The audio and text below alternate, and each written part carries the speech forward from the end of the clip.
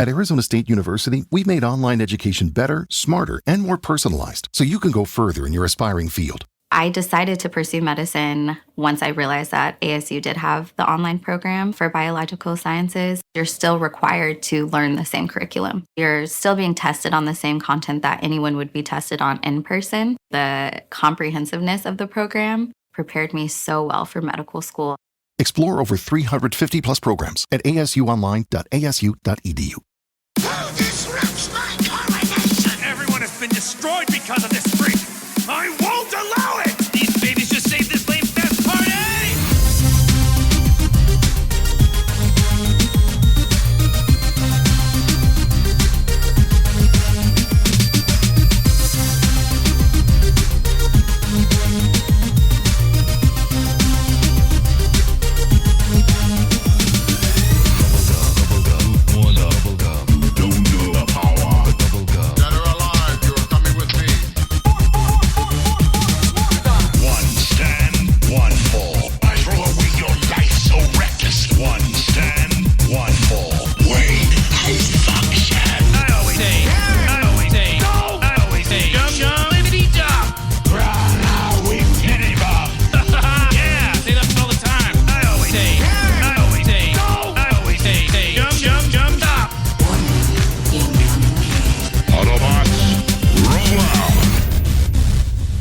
What's going on? You are listening to This Week in Geek.net. I'm your host, Mike the Birdman, but I'm not alone on this national holiday in Canada, though for me, it's a bit of a sensitive topic, so we're not going to mention it. But anyway, I'm joined on this day where not a lot's open. I'm joined by my compatriot in the city of Kitchener, Ontario, Canada.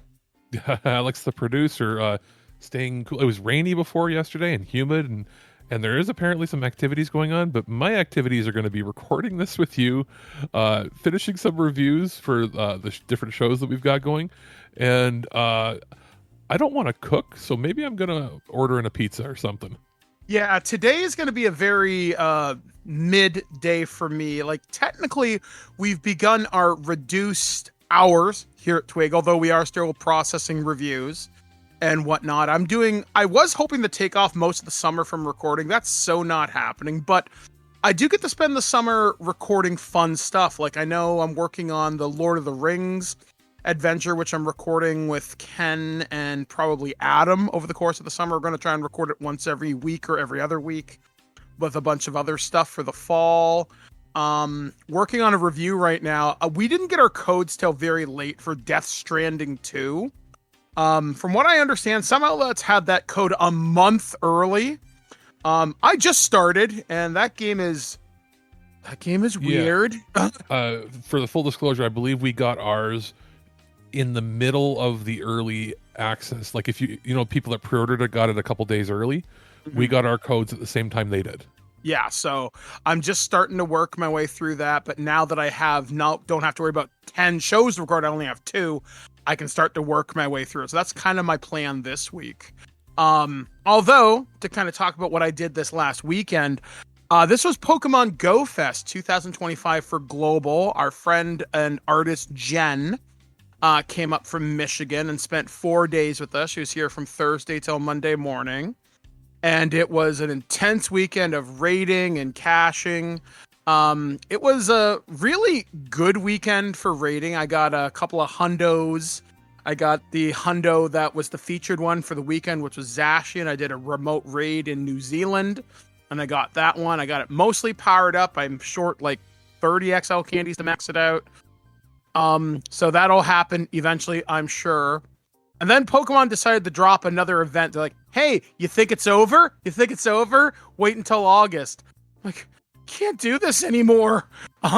So I got heat stroked out. That kind of sucked. My wheelchair, I had to park it at some...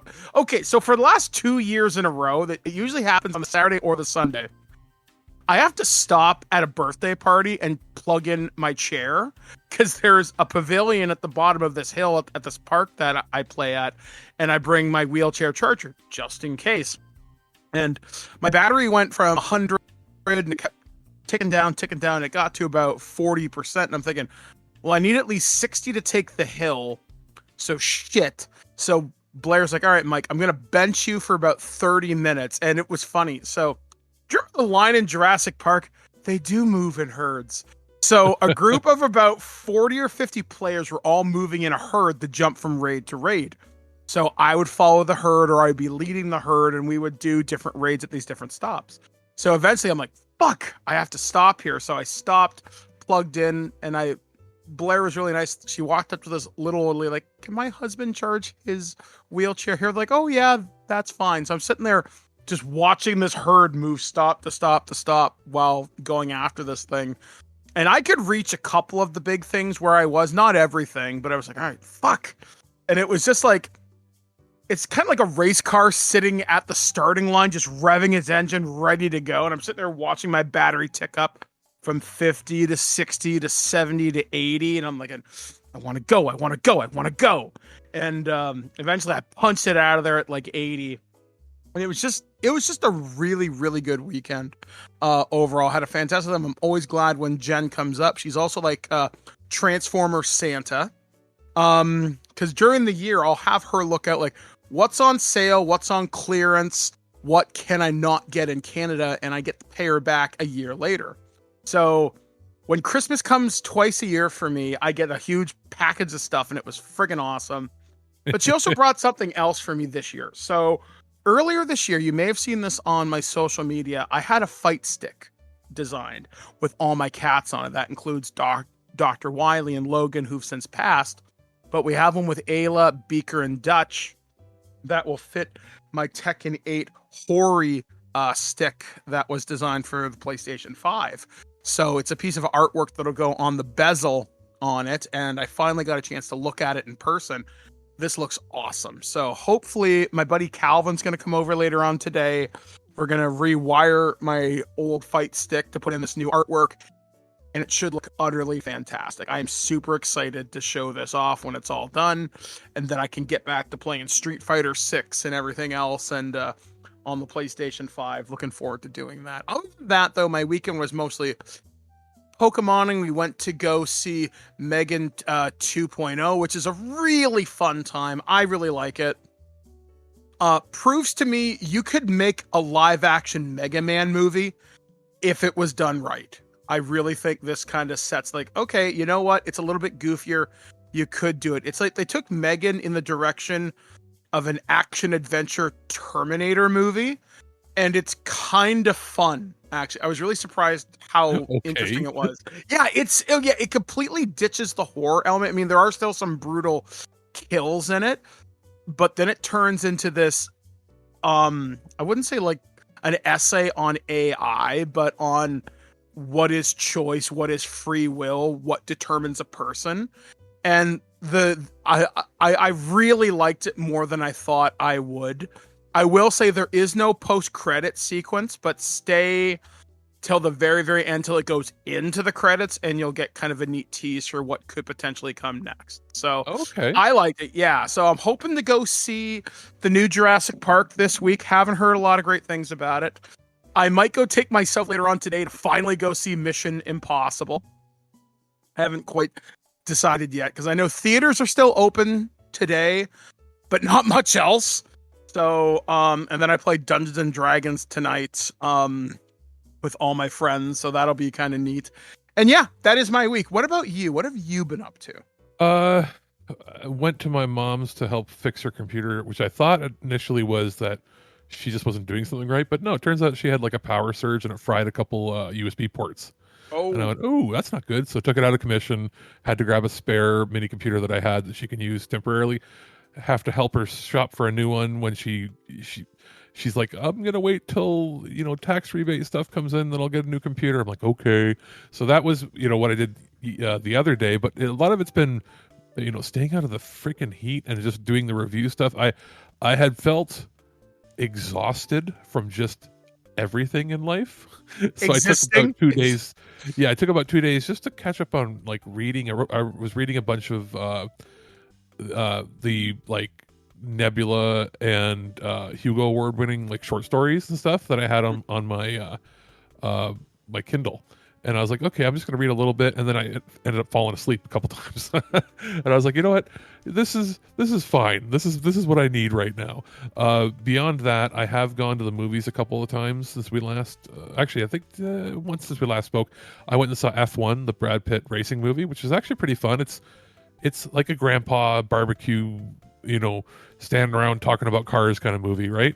But it was fun. It's worth seeing. I don't know if everybody's going to enjoy it in theaters. I saw it in the laser 4K, and what's funny about it is I did look. I was like, oh man, the new theater, they've already got like a bug or like something on the screen that's like dirty on the screen. Oh no, it's just that it's a 4K laser projection, and what I was seeing was the antenna on the front of the cars sticking up. Like, Oh, it was like 2 pixels, and I was like, oh my god, it's that clear. So I was like, oh, never mind, the screen isn't dirty, it's the actual movie showing me things that I normally wouldn't be able to see. So that was fun. Also knowing that Brad Pitt did almost, I think, all of his own driving stunts in it, which is dangerous as hell because they were going at speed. Then this week I'm going to be seeing, again, like you said, you're going to do Jurassic. My mom wants to see Jurassic. She the last one that she saw was Jurassic World, like the first one. yeah, Jurassic World. Then there was Fallen Kingdom and then Dominion. Yeah. I think. And she saw that first one with me in theaters, and it was the first time she'd seen a 3D movie. And I found out she hasn't seen a 3D movie since.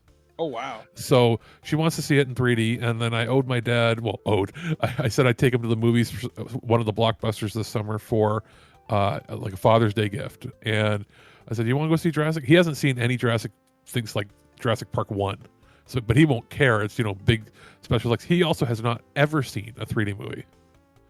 So, or at least not since back when he was a teenager and they still had like the green and red glasses, right?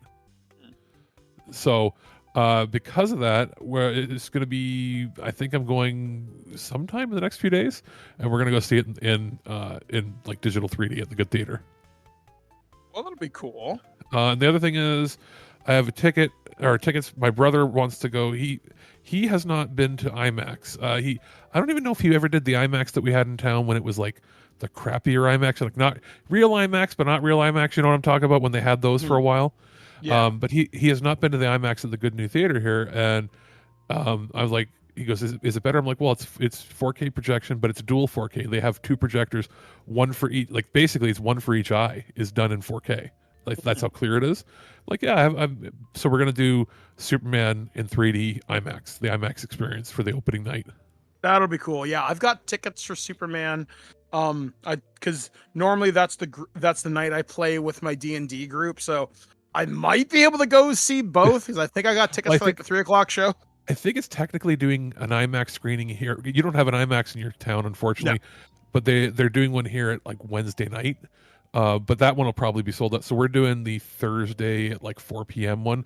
Like, technically the earliest normal show of it. But we might get, I don't know if they're doing, it says IMAX experience. So sometimes that means that they give you like a poster or like a pin or something. Last couple times I missed it, didn't get something. But you know what? I'll always have? I'll always have my my X-Men Dark Phoenix pin and medallion to remind me of that garbage that I saw. And that was the last time I saw one at the crappy IMAX.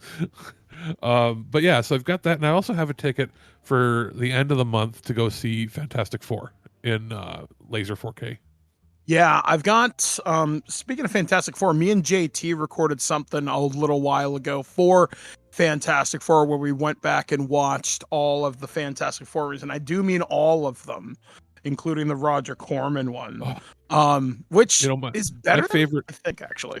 My favorite Fantastic Four stuff is probably the cartoon show, but not the 90s cartoon. The one that was done like the Martin Mystery animation style from the early 2000s. One in the... Oh, okay, yeah. Yeah, I'm looking forward to seeing Fantastic Four as well. I haven't got my tickets yet. I'm waiting for my Cineplex app to roll over. Plus, I just applied to a radio job here in Canada that will specifically take me during that week. So I don't know. So I'm kind of holding off to buy my ticket. I mean, worst comes to worst, it's like $10, but still. I know traveling out here is sometimes probably annoying. Annoying, but if the good theater here with like the 4K or the IMAX, if they get Toxic Avenger, do you want to come out? Fuck yes. We are bringing the whole family. You, me, Liam, everybody. Because my brother wants to see it because he's only heard about it through me. Like I've shown him a couple clips of the original, like showed him the head crushing scene and stuff. And certain ones he's like, oh my god. And I showed him, of course, like the I showed him what happens at the taco shack. And he's like, oh my god. I'm like, yeah, that's why I got an NC-17 back when, or an X when it came out. But you know, and he only knew. He's like, isn't that the cartoon you liked? So he only knew little bits and pieces because like Toxic Crusaders was well off the air when he was born. So, but he had heard like I was a big fan of, and he had my hand-me-down toys because I had a whole bunch of the toys. So he's like, yeah, you know what? That sounds like fun. I want to go see that. And I'm like, cool. So if it's playing at the good theater there, then definitely, man, that'll be, you know, like when you did the trip out for Wolverine. Yeah. That could be the sabbatical because it ain't that often that we get a new Toxic Avenger based on a trauma film. Yeah, exactly. So that'll be fucking hype. I'm looking forward to that. But yeah, guys, so we got a lot of cool stuff coming up on the show this week. We're going to talk about Alex's random reviews. They are still being recorded. So right now we're going to spin the got a whole roulette bunch. wheel. Yeah, so basically we're going to include some reviews here from me, and then because we're sort of going on our hiatus, we're going to have a bunch more put together, you know, in a day or two after this releases in one of our Turtle Treasure review shows. Yeah, so you'll have a lot of cool stuff coming up. We got lots of news, some of it even late breaking as the show records. So we'll be talking about that as we go forward. So guys, I've been Mike the Birdman. He's an announcement producer. We'll be right back, guys, right after this review from Alex. Go, Raido! Protecting the capital, a devil summoner. He commands demons and vanquishes evil. Spirit! Raido Kuzunoha the 14th is on the case. Unleash the supernatural. Our friends at Sega and Atlus have sent over a review copy of RAIDOU Remastered, The Mystery of the Soulless Army for the Nintendo Switch 2. This is available on pretty much everything. It's available on Switch, Switch 2, PS4, PS5, Xbox, I guess the whole platforms of Xbox as well as Steam.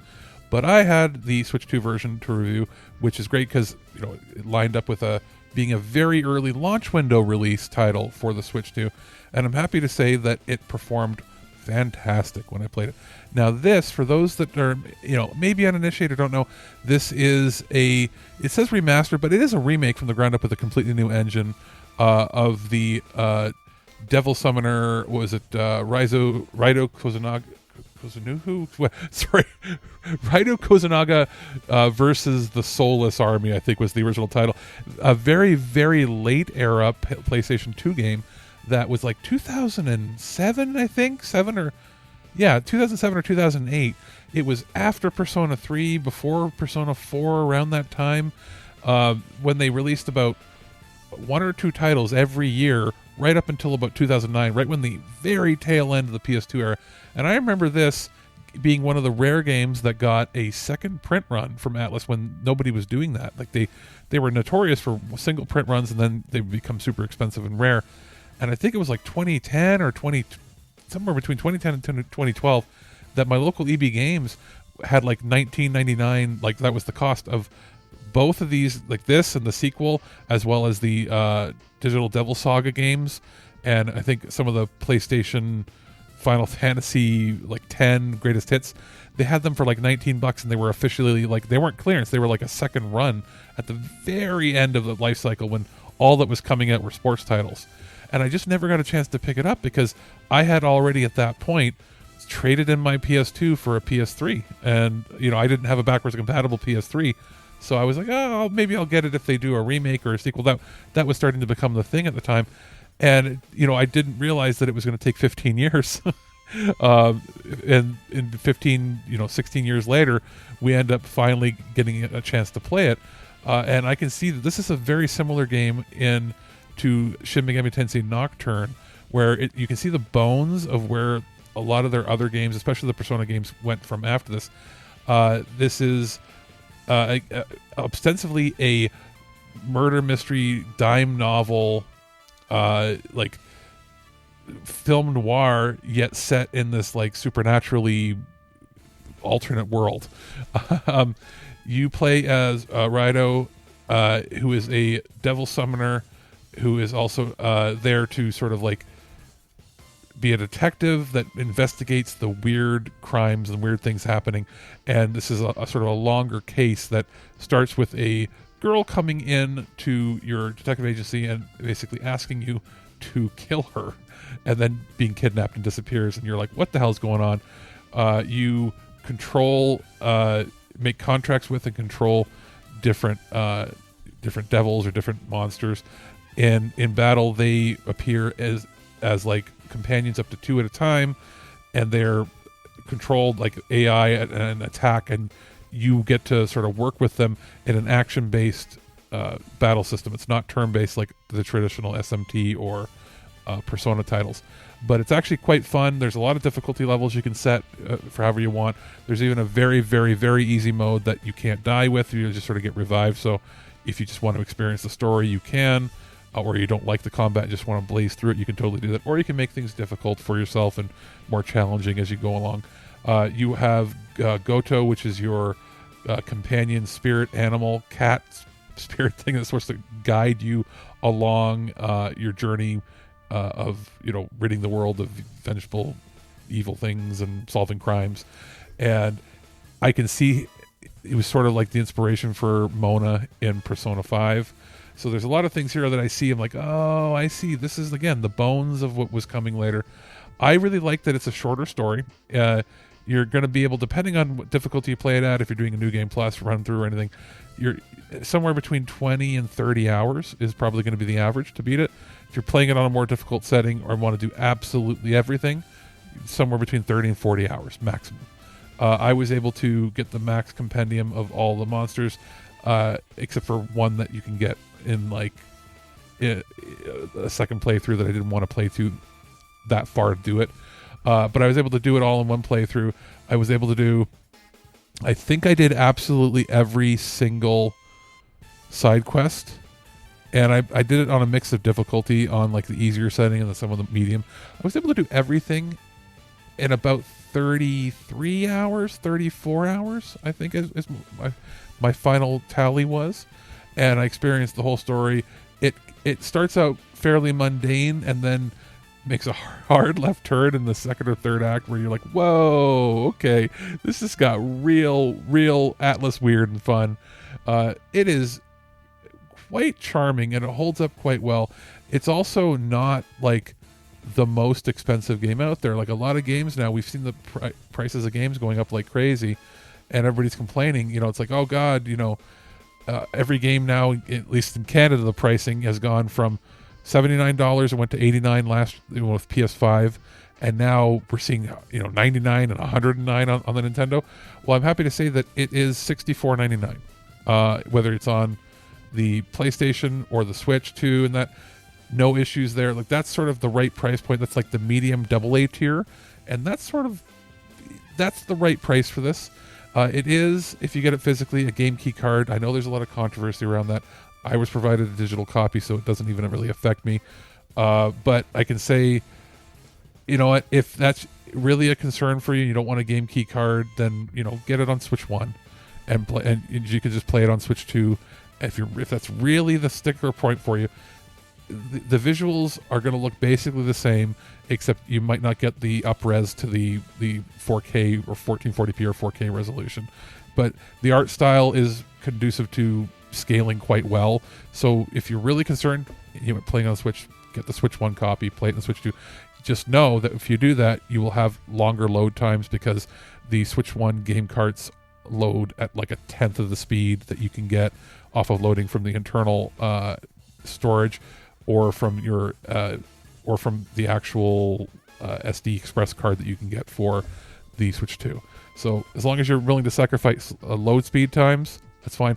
I did have one crash where it crashed me out completely while loading it went to go load into the store, like the in-game store, not a store like on the Nintendo shop, but like the store in the game to get in-game items, and it crashed out completely out to the operating system. That's actually the first time I've ever seen that happen on a Switch or a Nintendo platform ever.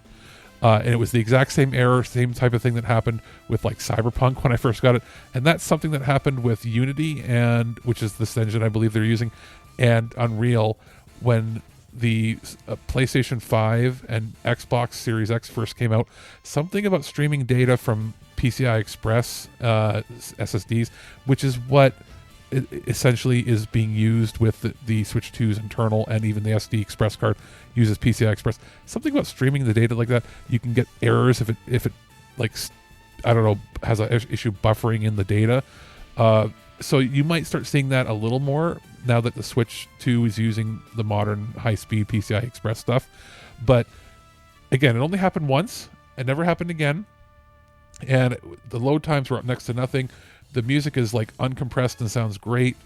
It was visually quite impressive for a game that's 15, 20 years old, that has had been retranslated into a new engine. The voice acting was great. It's like a warm hug playing these kind of games, and I'm really happy that I was able to play it this time, because I was worried initially about the battle system. I was like, I don't know if I'm gonna like it, and it turns out I had a lot of fun with it. It's not super crazy deep. It's also not super boring or repetitive. It's just a very well put together game engine and system, and I do think that a lot of people will get a kick out of it. And again, good price, performs well. One little hiccup or two here and there. As far as like fluff or extras, they didn't add like any extra dungeons or anything. Everything that was in the original PS2 release is there. There is a New Game Plus. Some things carry forward. That's about it. I can't talk much more about the story simply because that's the meat and potatoes of the game. But just know that if you're going to get it, it doesn't really matter what platform you get it on. It's going to look well and perform well. And it's nice, and maybe this means that we'll end up getting the sequel and maybe another game in the series at some point, because we know that Atlus is trying new things, and I would very much be interested to see where they could go with this character if they did like a brand new iteration. The Prime Minister of Sweden visited Washington today, and my tiny little nipples went to France. Gossip, rumors, panic in the streets. We're lucky. This Week in Geek News. And welcome back to This Week in Geek.net. I am Mike the Birdman. He's Alex, the producer. And it is time for our summer news here on This Week in Geek.net. This, like I said, this will be the last regular show until probably September. So enjoy. But we do have some pretty cool news that happened around the world this past week. And this one kind of took me by surprise, if I'm going to be quite honest with you. So this story comes courtesy of Superhero Hype and has been reported by multiple outlets as of right now. 007 Denis Villeneuve directing new James Bond movie issues statement. After several directors reportedly met with Amazon MGM Studios, a new director has been chosen for the next James Bond movie. According to a report from Variety, Denis Villeneuve has been tapped to direct the next movie featuring the legendary spy. He will serve as executive producer on the project alongside Tanya LaPointe. No writer or casting information has been confirmed as of yet. In a statement on the news, Villeneuve reflected on his relationship with James Bond and thanked Amazon MGM Studios for trusting him. Quote, "Some of my earliest movie-going memories are connected to 007. Villeneuve's statement reads, "I grew up watching James Bond films with my father ever since Dr. No with Sean Connery. I'm a diehard Bond fan. To me, he's sacred territory." Villeneuve said, I intend to honor the tradition and open the path for many new missions to come. This is a massive responsibility, but also incredibly exciting for me and a huge honor. Amy, David, and I are absolutely thrilled to bring him back to the screen. Thank you to Amazon MGM Studios for their trust. The James Bond franchise is now in the hands of Amazon MGM Studios, following shocking announcement earlier this year that longtime producer Barbara Broccoli and Michael G. Wilson would be stepping back from their longtime status as producers on the franchise, allowing Amazon MGM Studios to take creative control of the franchise. The agreement sees Amazon MGM Studios and the duo forming a new joint venture to house the intellectual properties over the Bond franchise. The three parties will remain co-owners of the Bond series, but now Amazon and GM Studios will have creative control, something that Broccoli and Wilson had retained before. Prior to the announcement, both Wilson and Broccoli have been known as fiercely protective over the franchise, but in a statement on the movie, Wilson noted that he stepped back to focus on more art and charitable projects, while Broccoli said she will be focusing on other projects now, and then information, blah blah blah blah blah. I'm curious to see what's going to happen with this. I liked his Dune movies, but I don't know. I'd be interested to see more spy type stuff, more less bombastic action, and more like what's clever. How's James Bond going to figure this out? Remember, he's the guy that did the Blade Runner sequel, right? So he's good. Yeah. And he did the Dune movies, which are awesome. He serves as the executive producer, I think, for like Dune Prophecy. I think they're going to do like other stuff in the Dune universe. So cool. I mean, I honestly don't have a problem with this. I mean, just recently reviewed the early James Bond movies on 4K for Warner Brothers. And I like the goofiness, obviously, with like jetpacks and golden guns and all that weird type of shit, right? But at the same time, I liked what other directors have done with spy movies. Like, I like the Jason Bourne stuff, which admittedly did get a little bit ridiculous with the shaky cam, but I love the fight scenes in them. And I love the early Daniel Craig stuff with Casino Royale and even parts of Quantum of Solace I liked. Well, the modern Bonds have been pretty good. They just kind of, I don't know, they just sort of lost their luster to me, the way that they were done. Whereas Mission Impossible got better and better, right? Mission Impossible, to me, it's weird. Like, I think part of the reason I like James Bond over Ethan Hunt, for example, to compare the two characters, is their approaches are very different. I like how gadgety and how Ethan has his team. It's not just him being a superhero, though arguably Tom Cruise is a superhero in real life when you look at all the crap he literally does for his movies. Xenu. Yeah. But at the same time, with James Bond, he is the one-man army. Yeah, he gets his gadgets from Q and stuff, but it's not as intense as the Mission Impossible gear, right? So what you're saying is you want Denis to direct this like he's directing a third XXX movie. Kind of. Or actually, you know what? The Man from U.N.C.L.E. minus the cannibal. See, if I could have a mix, okay, what would a James Bond movie look like to me? Okay, let me see. I want the fight choreography to be from the guys who do John Wick. Fast, rapid. I want the comedy. I want the lightheartedness to be Roger Moore era. Weirdly. Okay. But I want the slickness of the Brosnan era. Okay. I want the sexiness of the Brosnan era, the quippiness of Roger Moore, because I thought he was fucking hysterical, and the sexism of the Connery era. No. Like, say hello to Felix. Say goodbye to Felix. Man talk, and then he slaps her butt. So some of that stuff doesn't fly as much anymore, or it could again. You never know, right? Like, I want something cool. Like, I would love, like, because obviously we've gotten like Blofeld back and all these classic Bond bad guys. Wait. Let's hold back. What if they set this in post World War II? Like, what if they reboot the series to be set during the Cold War? That would be fucking sick. Go back to the 60s. That would be fucking cool. Because I was thinking, just about the Connery stuff, but also like Man from U.N.C.L.E. and that. And I was thinking, Denis might be able to like make it like the retro futuristic thing. Make it set in like 1962. Or so late 50s. And then you can do interesting things with the tech. You can use a lot of modern technology to wrap it around with like the way that they thought the future was going to look in the 50s. So Denis Villeneuve's Moonraker. That would be fucking cool. No. But you know what I mean? There's not a lot of spy espionage stuff now set in that period with the Yeah, kind of not budget that this really. would have.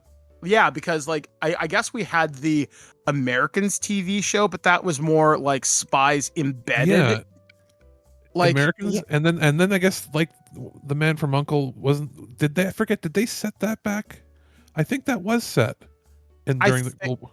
It might have been. I only ever saw like half of it. I saw it once. I really enjoyed it, and then I was gonna go watch it again, and then he turned out to be a cannibal. Like So- what?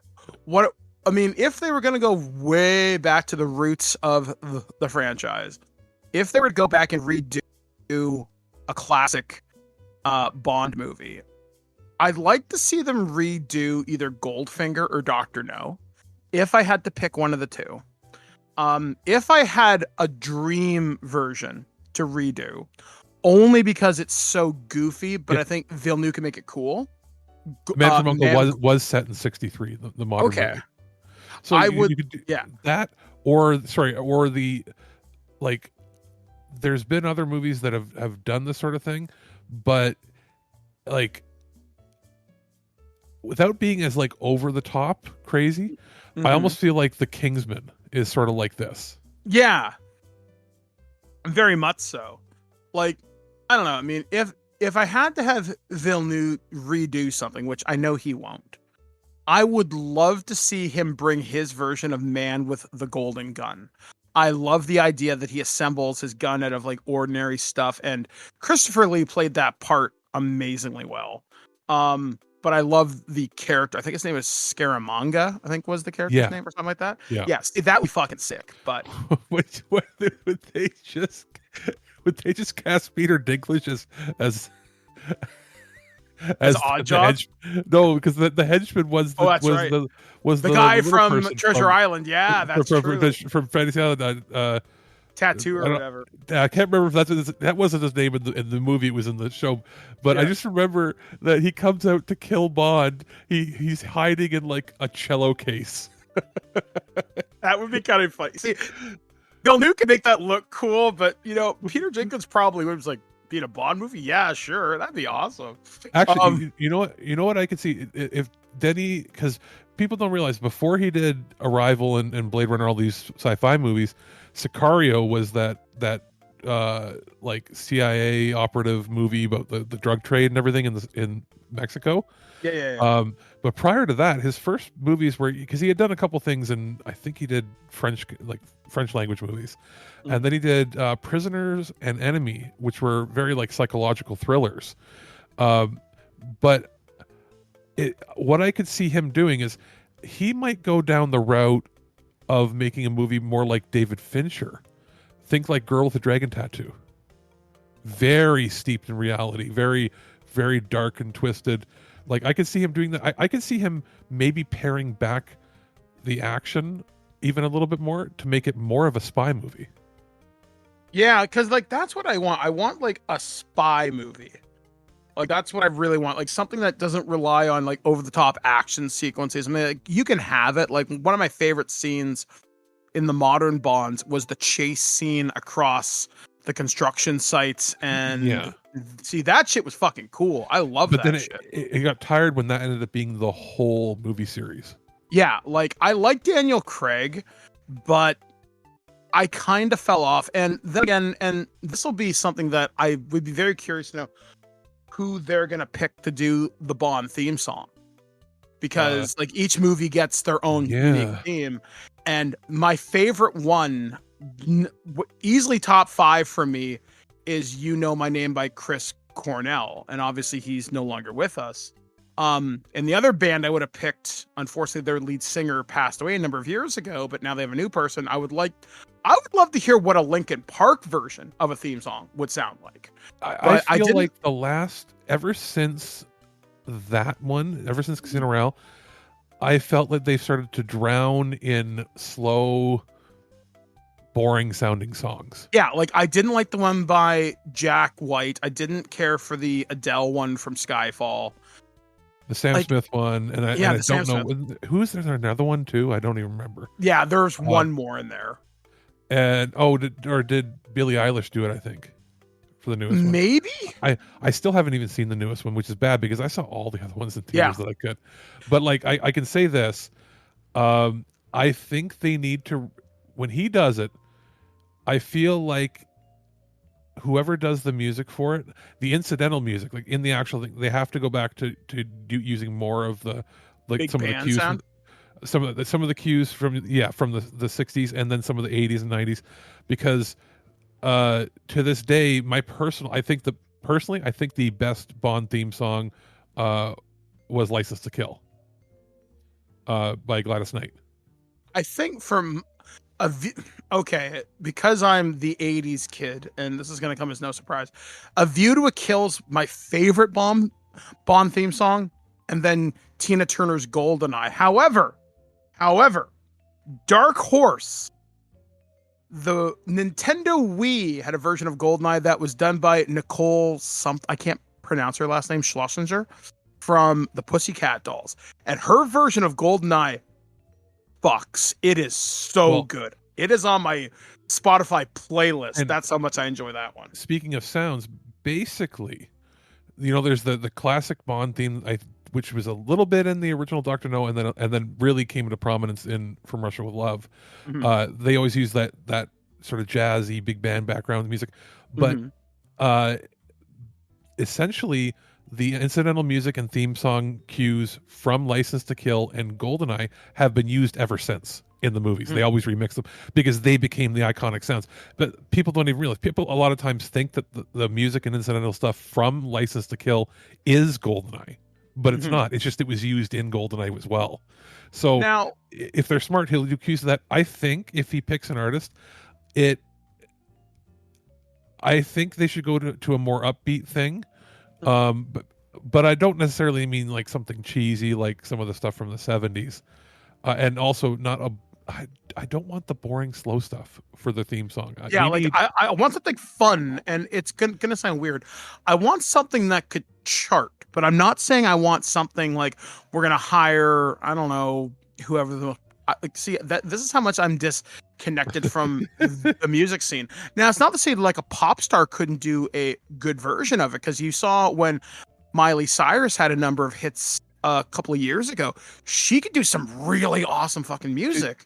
To be honest, they will probably, because they're going to want to because everything is all about image and about the look of it. They're probably going to hire or cast Sabrina Carpenter to do the music, if I had to guess, to be honest. She's been blowing up right now with in her music career, and she can do pop and all. They'll probably have her do some sort of pop song for it. I tell you, I don't want friggin' what's her stupid face, Chaperone or whatever. No, that's fine. No, I like her. I don't, but it wouldn't work. It wouldn't work for the style that they're going for. I don't want. I can't believe I'm drawing a blank on her name. She's the most famous person on the goddamn planet. Lady Gaga, Kelly, no, Katy Perry. I don't know. The one that writes all of her own music, but it's all terrible. Shake It Off, Taylor Swift. I think Swift could do it, but it'd be terrible. It would be a horrible theme song. I don't know. I'd like to hear some ideas first, because there is some Swift music that I do like, but Swift's style, from what I've heard from my personal experience, does change album to album. So I think under the right direction, so like, hey Taylor, could you do X? Let me see what I can do. I would be curious. Could Taylor Swift do it? I think away from single person artists and go back to having bands do the music. Yeah, that's like ultimately, like I said, I would love to hear a Linkin Park version, because I do like their new single, but I also know that band hasn't been the same since Chester passed. But I also know they've had some controversy with the new singer. So whatever. And it also depends on the theme of the movie, right? Yeah, like if they were to do a movie where he bases it like a more of a spy suave thing in the 60s, you could fucking get like Bublé to do like a crooner song. Yeah, I could see that. You know what I mean? Because it all depends. Like if he does a period piece, he can go with a big band or crooner type thing. If he does, a more modern, spy thing, he's not going to get Trent Reznor. No, although if you were to get something. If you said it during the 80s, I could see Taylor Swift working. I really could. If you set it in the 90s, I don't know.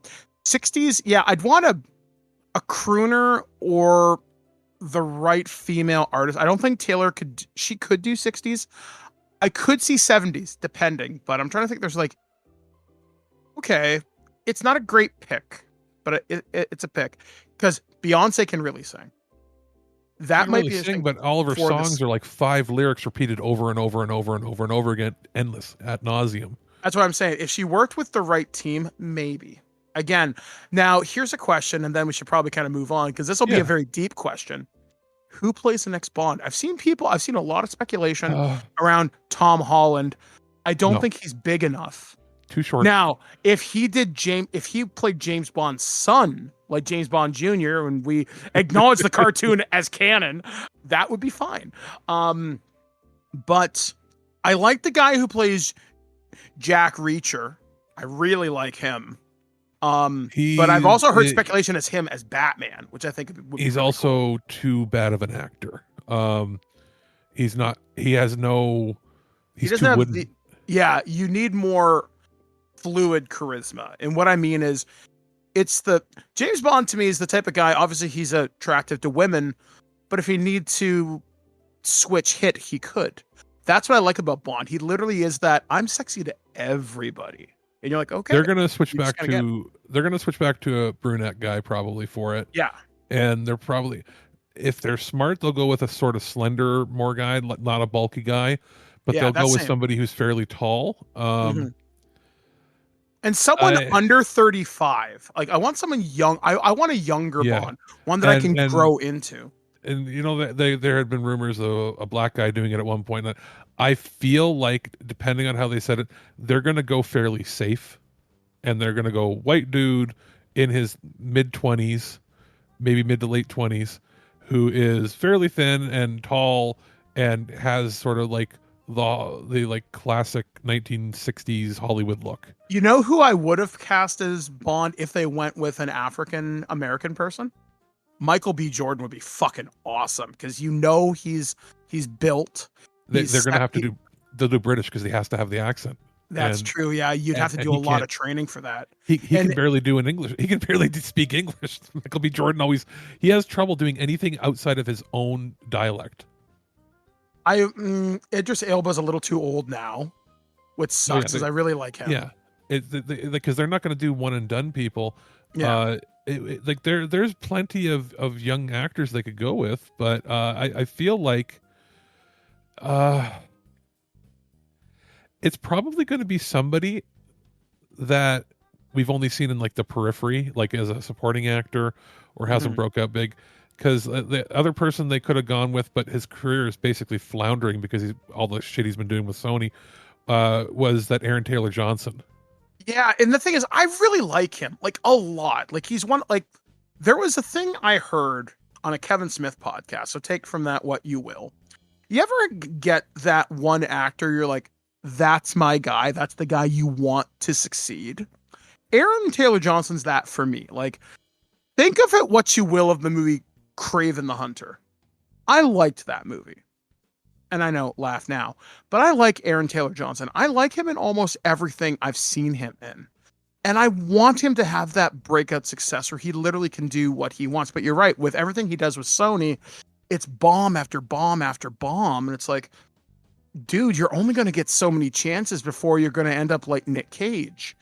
And obviously he's had a career kind of renaissance. Hell, cast Nick Cage's Q for all I care. That'd be hilarious.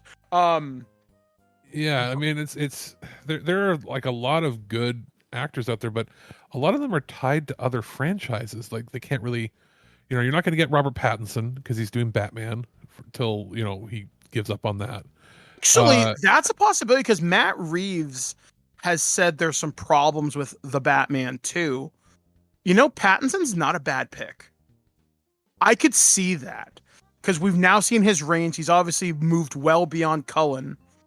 He is, what? That's not bad. That's not bad. I mean, you could go there. Because I'm thinking of body types, right? Because I feel like they don't want to go big and bulky because then it doesn't feel like Bond. Yeah, like I want someone like the Keanu Reeves, John Wick type, right? Slender but athletic, can move. To me, Bond is not John Cena. Bond is Daniel Bryan. What I mean by that is strong but is agile, but will not throw you through a wall, can dodge you when you throw the haymaker. I want a Bond that's quick and maneuverable. That's why when I said when I want the fight choreography from John Wick, I want them to be able to dodge and weave those dance things. And somebody that's willing to sign on for either a 3 to 5 picture deal, right? Too, because that's a hard sell for a lot of people. Yeah, like I want a good Bond trilogy. If I get more beyond that, gravy, wonderful. Give me something interesting and give me a good villain that can recur. Like I'm not saying I want Dr. No or Scaramanga all the time, but it would be neat to have a new version of Blofeld again, right? But actually, not obviously we just did that. So wild card, you know who might work? Okay. And he hasn't really done anything. He I think he did one Marvel movie that didn't do well. What? The fucking guy from Game of Thrones, Richard Madden. Okay, interesting pick. Who was he in Game Rob of Thrones? Stark. Okay, I could see that. Oh, right, because he did Eternals. That's right. Yeah. Okay. Interesting choice. Interesting choice. I can see that. He's sort of the right height, the right age. You know, I think he's like 39. You know, but can look younger. Like you don't want a really young Bond, but you also don't want a really old one. Okay, and last bit on this, and this is just fantasy casting. Speaking of Game of Thrones, do you remember the big bad guy named Jaws who was like the goon henchman?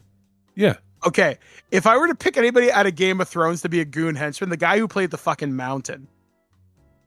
I would love him to play a fucking goon. If they did a reinvention of Jaws, I want the Mountain to play that. Because that I think would be really fun and cool. Kind of goofy, kind of kitschy, but I think it might work. And it'd be a small Game of Thrones reunion too. Hell, I bet you could even put the Hound in there as like a secondary villain. You know what I mean? Like some kind of guy who's like a sniper or something.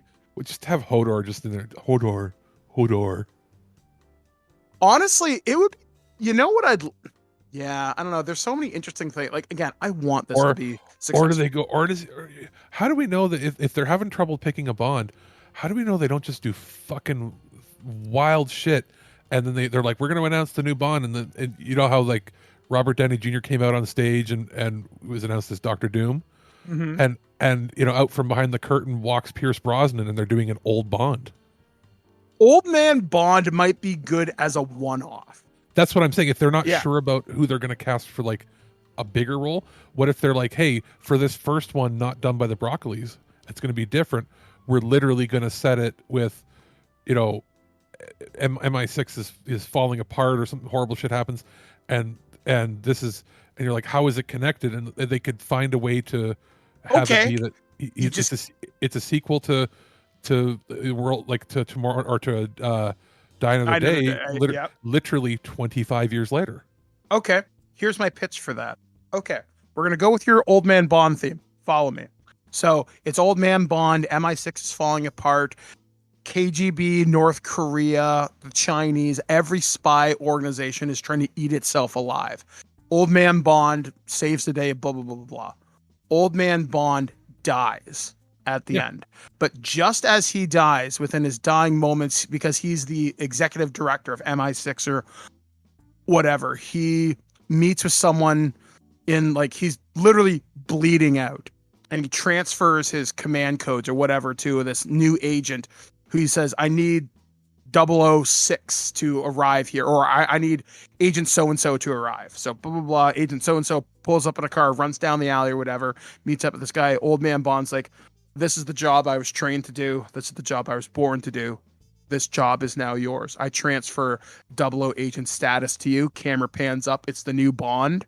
And then goes to credit. James Bond will, so-and-so is James Bond will return in whatever. And you do it like a Doctor Who regeneration, basically. Yeah. The idea I had before, you know, a lot of them died, and that was, you could tie this all together and like explain how there's all these different Bonds, as it's literally that they're James Bond is Code name.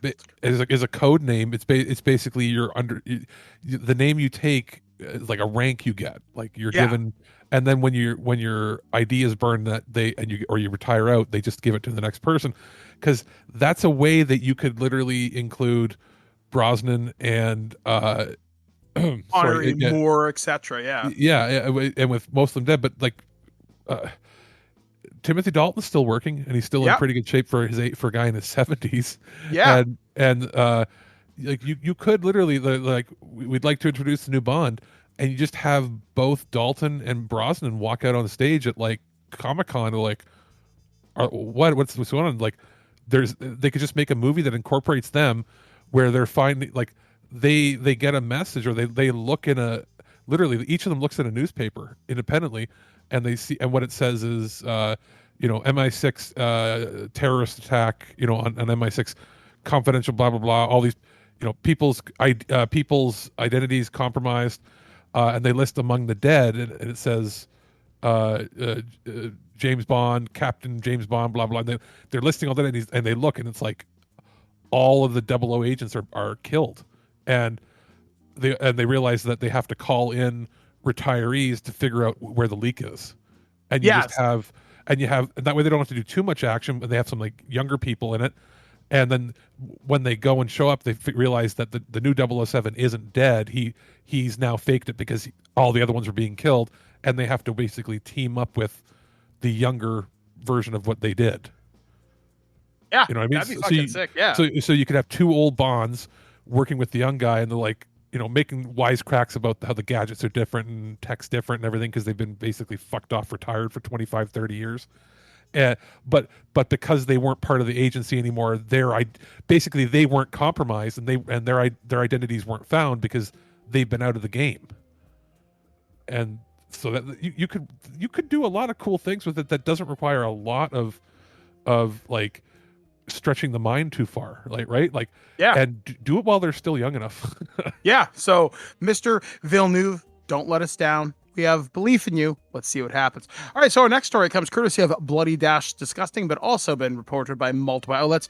Very young Frankenstein series from Mel Brooks and What We Do in Shadows team nears pilot order. It's pronounced Frankenstein, a comedy series based on the Mel Brooks classic from 1974, Young Frankenstein, titled Very Young Frankenstein, is nearing a pilot order from FX Deadline reports today. While Brooks himself is said to have given the series his blessing and will executive produce, it's the talent attached that also has our attentions. The news hails from a trio of creative minds behind FX's What We Do in Shadows. Stephanie Robinson, the writer and showrunner for the new series, Taika Waititi, attached to direct the pilot, and Garrett Bash. All three will executive produce alongside Mel Brooks. Amazingly, the plot description gives absolutely nothing away. Inspired by Mel Brooks' Young Frankenstein, previously on What We Do in Shadows, Colin Robinson, the main character in the series, was turned into a baby who'd grown up all over again. Whether or not the show's creatives have something similar in mind for Very Young Frankenstein is unknown. Casting for the pilot has yet to begin. Also executive producing are Brooks' producing partner, Kevin Saltner, History of the World Part 2, Spaceballs 2, and Young Frankenstein producer Michael Gruskoff. The 1974 original starred Gene Wilder as a young Dr. Frankenstein, who followed in his ancestors' freaky footsteps by reanimating a dead body after inheriting a castle in Transylvania. Peter Boyle, Cloris Leachman, Marty Friedman, Terry Garr, and Madeline Kahn also starred in Mel Brooks's brilliantly outrageous riff on Mary Shelley's classic spin on the story of Frankenstein. Young Frankenstein was previously nominated for 2 Academy Awards and adapted as a Broadway musical, which debuted on November 8th, 2007. With the minds behind the effortlessly charming comedy series What We Do in Shadows and Mel Brooks himself attached, this has the potential to become another delightful horror parody series. I have reservations about this personally. I'm more interested in the Spaceballs 2 movie. And I even feel about Spaceballs 2 is about 20 years too late. Spaceballs 2, as with the History of the World Part 2 that he finally did during the pandemic, is everybody in Hollywood who loves Mel Brooks. They like in the industry, like the business side. and as well as the talent. Everybody from like the last 60, 70 years has grown up with him, right? As a part of their lives in the movies and productions. I feel like everybody wants to work with him one last time before he dies. Yeah, and I don't know how much time that guy's got on the he's 98, proverbial clock. 98 or 99. I feel like they're gonna. He's not writing or producing. He has like some script oversight, like he's looking at it, but his only duties is to play yogurt. So he's gonna probably do all of his scenes in one fell swoop. If they're smart, they will film everything with him first. Yeah, if they are smart, they better have it figured out now. Like he better have written this stuff now. And even then, when it comes to comedy parody movies like Brooks is known for, like stuff like the Zucker Brothers, that over the top, ridiculous comedy, I don't know how often that flies. I mean, what we do in Shadows feels like one of the one-offs that succeeded. It's also very subversive and very clever. Yeah, like that was funny. Our Flag Means Death was funny, but even it got canceled. There are shows that work in this comedy parody genre. I'm not denying that, but it doesn't seem like they translate super well at the box office. Yeah, for every What We Do in the Shadows, there's that fucking ghost show on network where it's like the people living in the house with all the haunted ghosts, and it's really false. It's basically like a Chuck Lorre comedy. Yeah, like it didn't work. Like there are some neat ideas, like I said, can work, but this should have maybe been done years ago when What We Do in the Shadows was super hot, because that show's over now, right?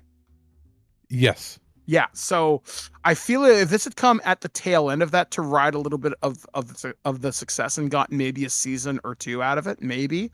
But I don't know.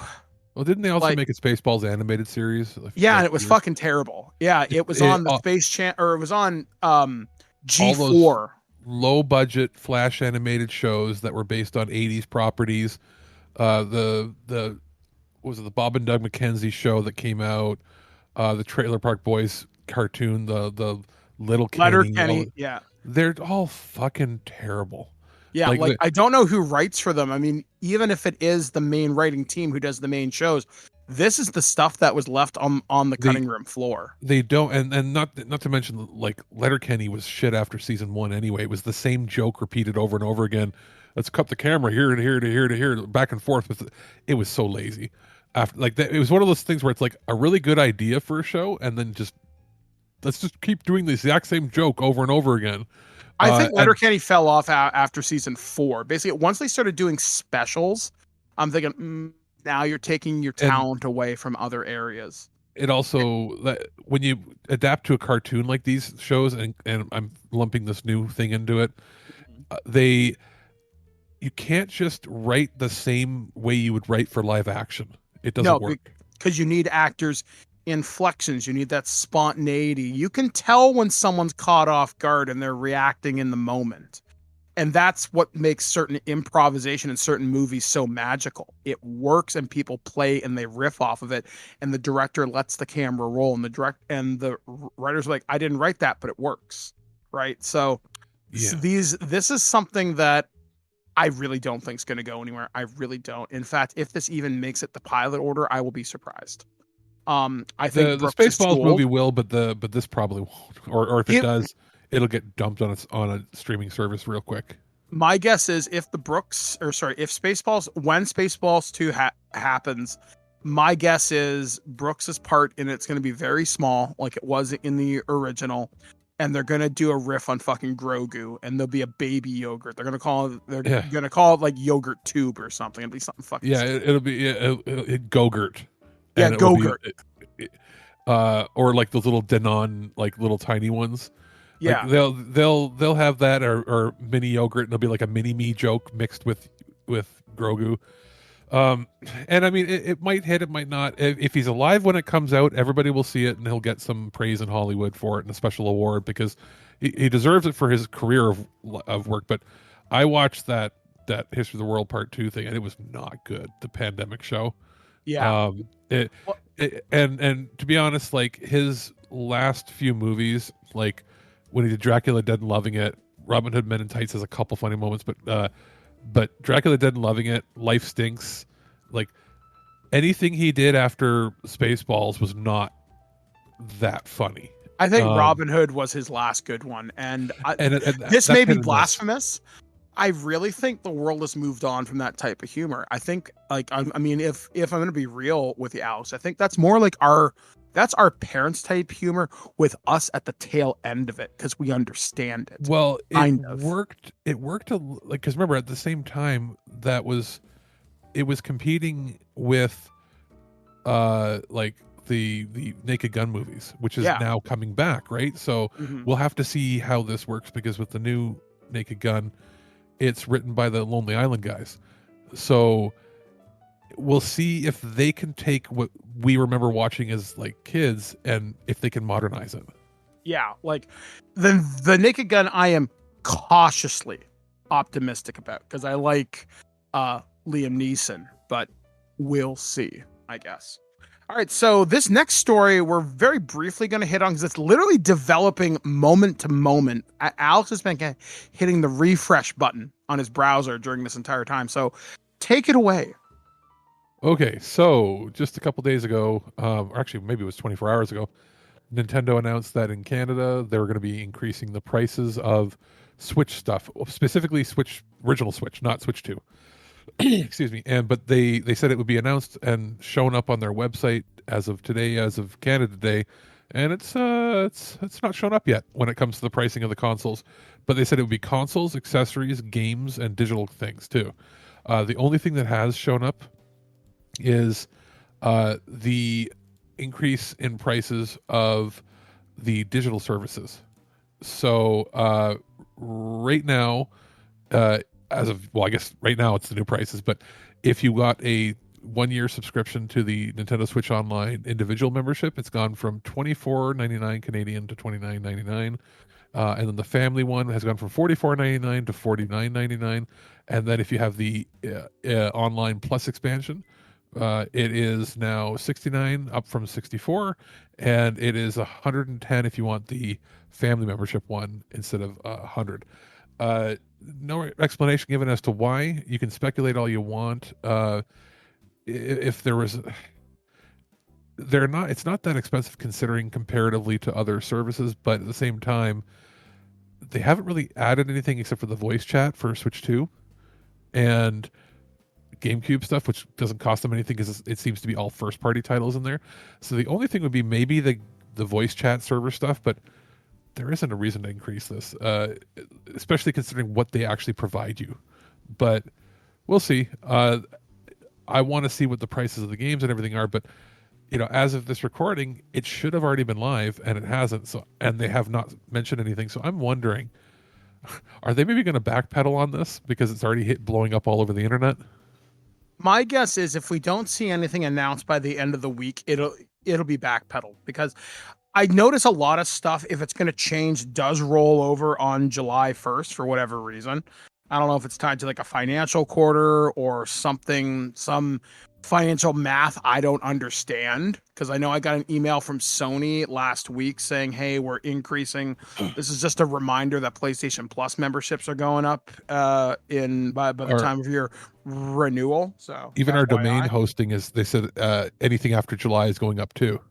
Yeah, so maybe it's just like a tech industry thing, if I had to guess. But, I don't know. I mean, if it's to cover the costs of other stuff, I guess it kind of makes sense. I mean, it's really not that big a deal, but, everyone's like, oh, but it's X amount of dollars. Like, yeah, I get it, but these services ain't free for them to run. So whatever, I guess I'm indifferent because you and I are in a family plan. And the second you said, Mike, give me X amount of dollars, like, all right, fine.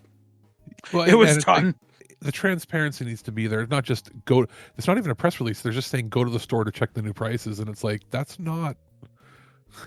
That's not exactly.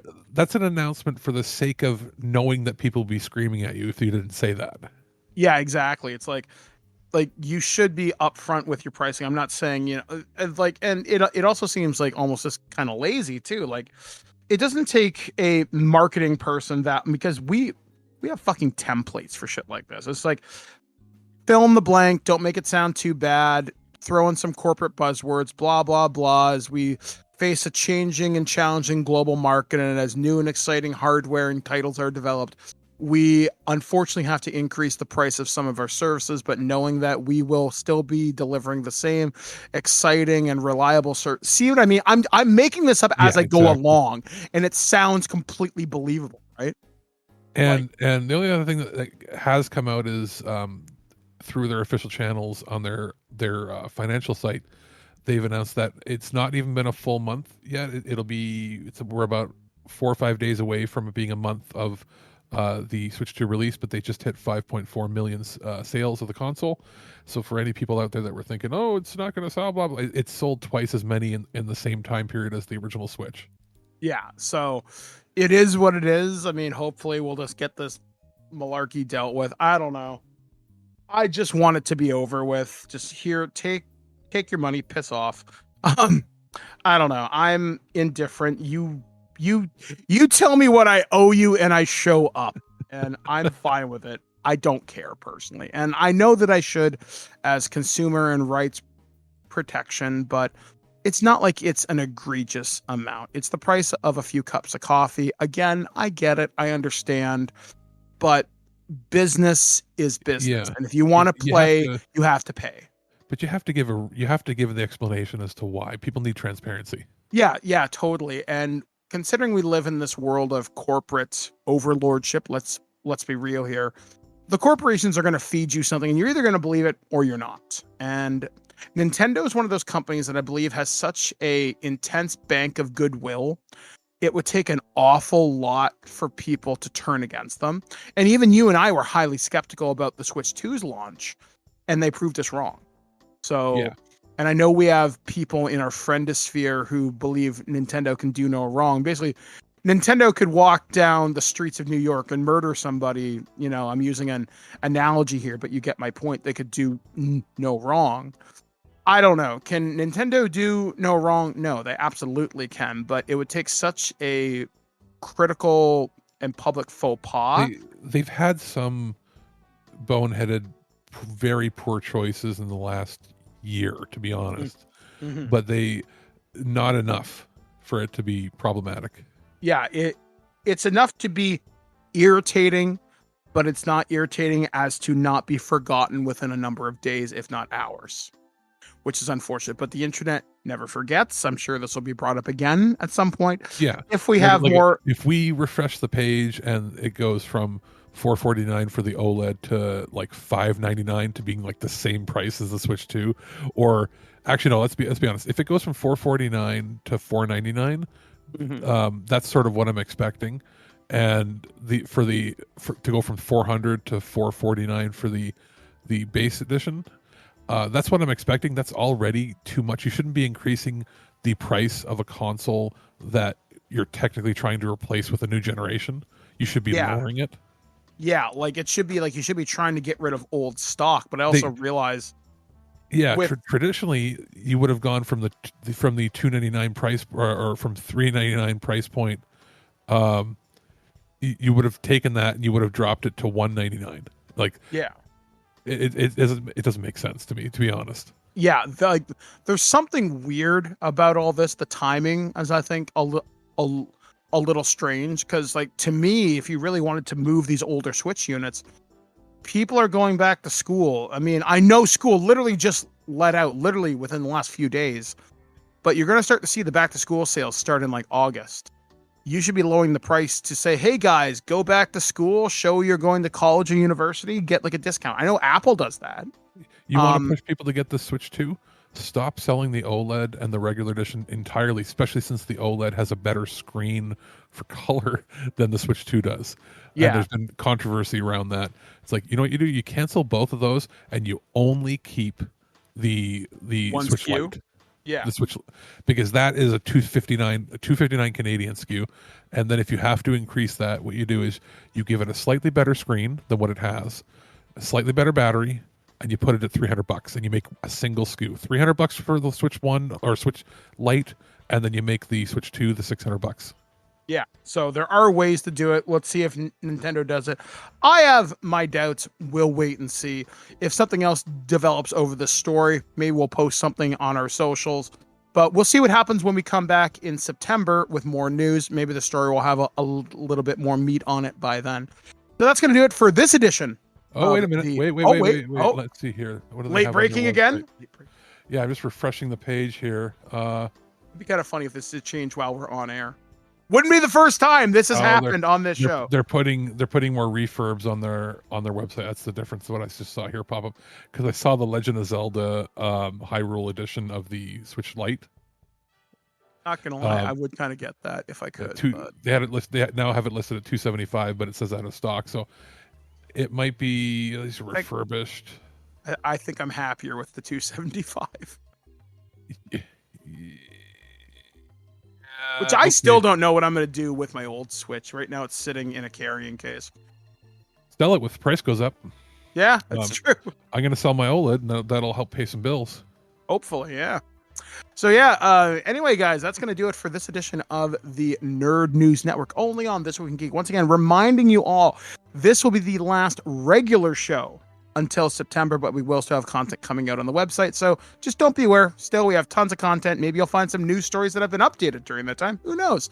So once again, we're going to spin the wheel of reviews. Turn. What Alex is going to produce, I don't goddamn know. Here it is, though. Alex, the producer here, and our friends over at Retro Fighters had sent a few controllers for us to check out and review. I previously mentioned that they sent 3 controllers, and I've already talked about the GameCube one. Right now, I'm going to be talking about the Dreamcast, or the D6 Dreamcast controller. This is named so forth because it has the 6-button layout that you're used to seeing on the later era Genesis 6-button controller, as well as like Saturn. And it doesn't have a built-in analog stick on it right away. It has a switch on the back that lets you select either to use the D-pad in digital D-pad mode, or to use it as like a left analog stick, or the standard analog stick there, or right analog stick, as well as having attachments that can go into the original Dreamcast that let you use the VMU plugged in wireless, like basically wireless connection to a dongle that lets you use the VMU in the front of your Dreamcast itself, or lets you connect via Bluetooth to the Bluetooth or dongle to the Switch and Switch 2 now with a firmware update.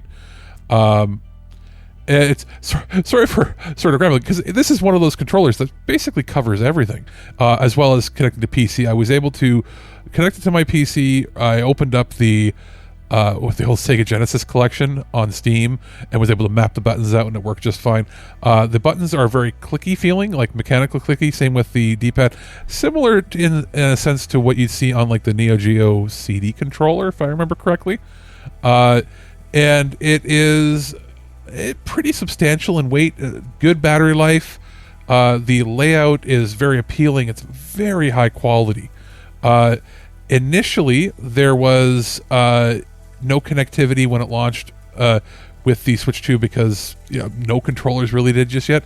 But very quickly after the Switch 2 came out, there was a firmware update. And if you go to their website, retrofighters.com, and you pick out the D6, which we'll have a link in the description of the show for that, so you can go and check it out. There is a Switch 2 firmware update that initially didn't have the most clear instructions, but I can confirm that the instructions have been updated, and it's a lot clearer on how to enter into into programming mode, where it can then connect and it can give itself a proper firmware update. And once that was done, it connected no problems with my Switch 2, and I was online playing with a bunch of games on NSO, as well as I loaded up Sonic Mania, and I had no trouble whatsoever playing with it. Very comfortable, very awesome. The cool thing with it being that it works on original hardware, as well as on Switch stuff. It comes in a couple different colors you can choose from. I have the white one. There is a black one as well. Either one, you're going to have a good time with it. Interestingly, very low latency. They're advertising 5 milliseconds in wireless mode and 2 milliseconds with wired. I didn't measure it myself, other than to know that to me, it felt very, very comfortable. There's no feeling of having any latency or lag or anything at all. It's very solid. I'm very impressed with it. It's sort of like the be-all, end-all, Sega/Dreamcast 6-button controller currently. And the fact that it works on Dreamcast, Switch, and PC is very appealing. It has an MSRP. They're listing it on their website at $50 US. Canada, it's going to be a little more depending on where you get it. Likely options are on Amazon or directly through them at Retro Fighters. If you do end up ordering it from them directly in the States, with how things are going with Canada Post and with tariffs and everything right now, you might end up having to pay some duties. It just all depends on if your stuff gets selected for that. If you're worried about that, you can check out like Amazon, where a lot of their products are listed. You might spend a little more on Amazon, but not have to worry about any duties or anything involved there. So that's something you just might have to figure out for yourself as you go along. But just know that it is very reasonably priced for the quality of the device itself, and I'm very happy with it, and we'll have to check out more from them in the future. In fact, we have another one that we'll be checking out that you'll hear about likely either later on this week or early next week. So be tuned in for that, because the Retro Fighters is starting to become, and likely is becoming, my favorite third-party controller company. Go crazy? Don't mind if I do! Human sacrifice, dogs and cats living together, mass hysteria! Hey guys, welcome back to This Week in Geek.net. I'm Mike the Birdman, he's Alex the producer, and this is the weird news for the end of the season right here on This Week in Geek.net. And well, we're going to start things off with a kind of a cute story, though. Borders on potential animal cruelty? Maybe, but you will interpret this as you will. So this story comes courtesy of the independent.co.uk, though I have heard this reported on a couple of different outlets at the same time. So a Chinese hotel told wake-up service of red pandas climbing onto guest beds must stop. A Chinese hotel has ordered to end its unusual wake-up call service that involves red pandas climbing onto guest beds after concerns for safety and animal rights. This hotel is called the RAIDOU Remastered Holiday Hotel, a popular family Chinese resort in TWIG has been called by the local forestry bureau to stop one of its most popular services. Many guests are attracted to the hotel solely for its red panda wake-up experience. The service involves bringing one of the hotel's red pandas up to a guest bedroom in the morning, allowing the panda to roam free around the room and climb onto the bed. Reviews online for the resort show guests checking in so they can book the experience and get up close to the cute furry animals from the comfort of their hotel room. One British couple, Rhiannon and Ben, who run the YouTube channel On Tour with Dridgers, documented their experience with the red pandas at the RAIDOU Remastered Hotel in April. The video shows the red pandas first climbing a tree in the small courtyard between the rooms before it roams up through the corridor to the couple's room with a staff member, where it's given apple chunks and hops onto the bed. The YouTubers stroke the panda while it eats the apple from the palm of their hands. "Oh my God, I can't believe I've got a panda on my bed," says Rhiannon. She says, despite the popularity of the service, the Guangdong Forestry Bureau has repeatedly asked the hotel to immediately cease all close contact activities between the pandas and visitors. Staff at the hotel told China Newsweek that the 4 red pandas are kept on site and take turns participating in the wake-up call room visits. A member of staff will lead up to the guest rooms, and visitors are allowed to interact with them for a few minutes before the animal is led away again. There have been concerns about injury or disease transmission voiced by people online, but the hotel says the red pandas are borrowed from a zoo, have been vaccinated, and are cared for by a dedicated staff. The hotel says that young children should always be accompanied by an adult during the wake-up call session.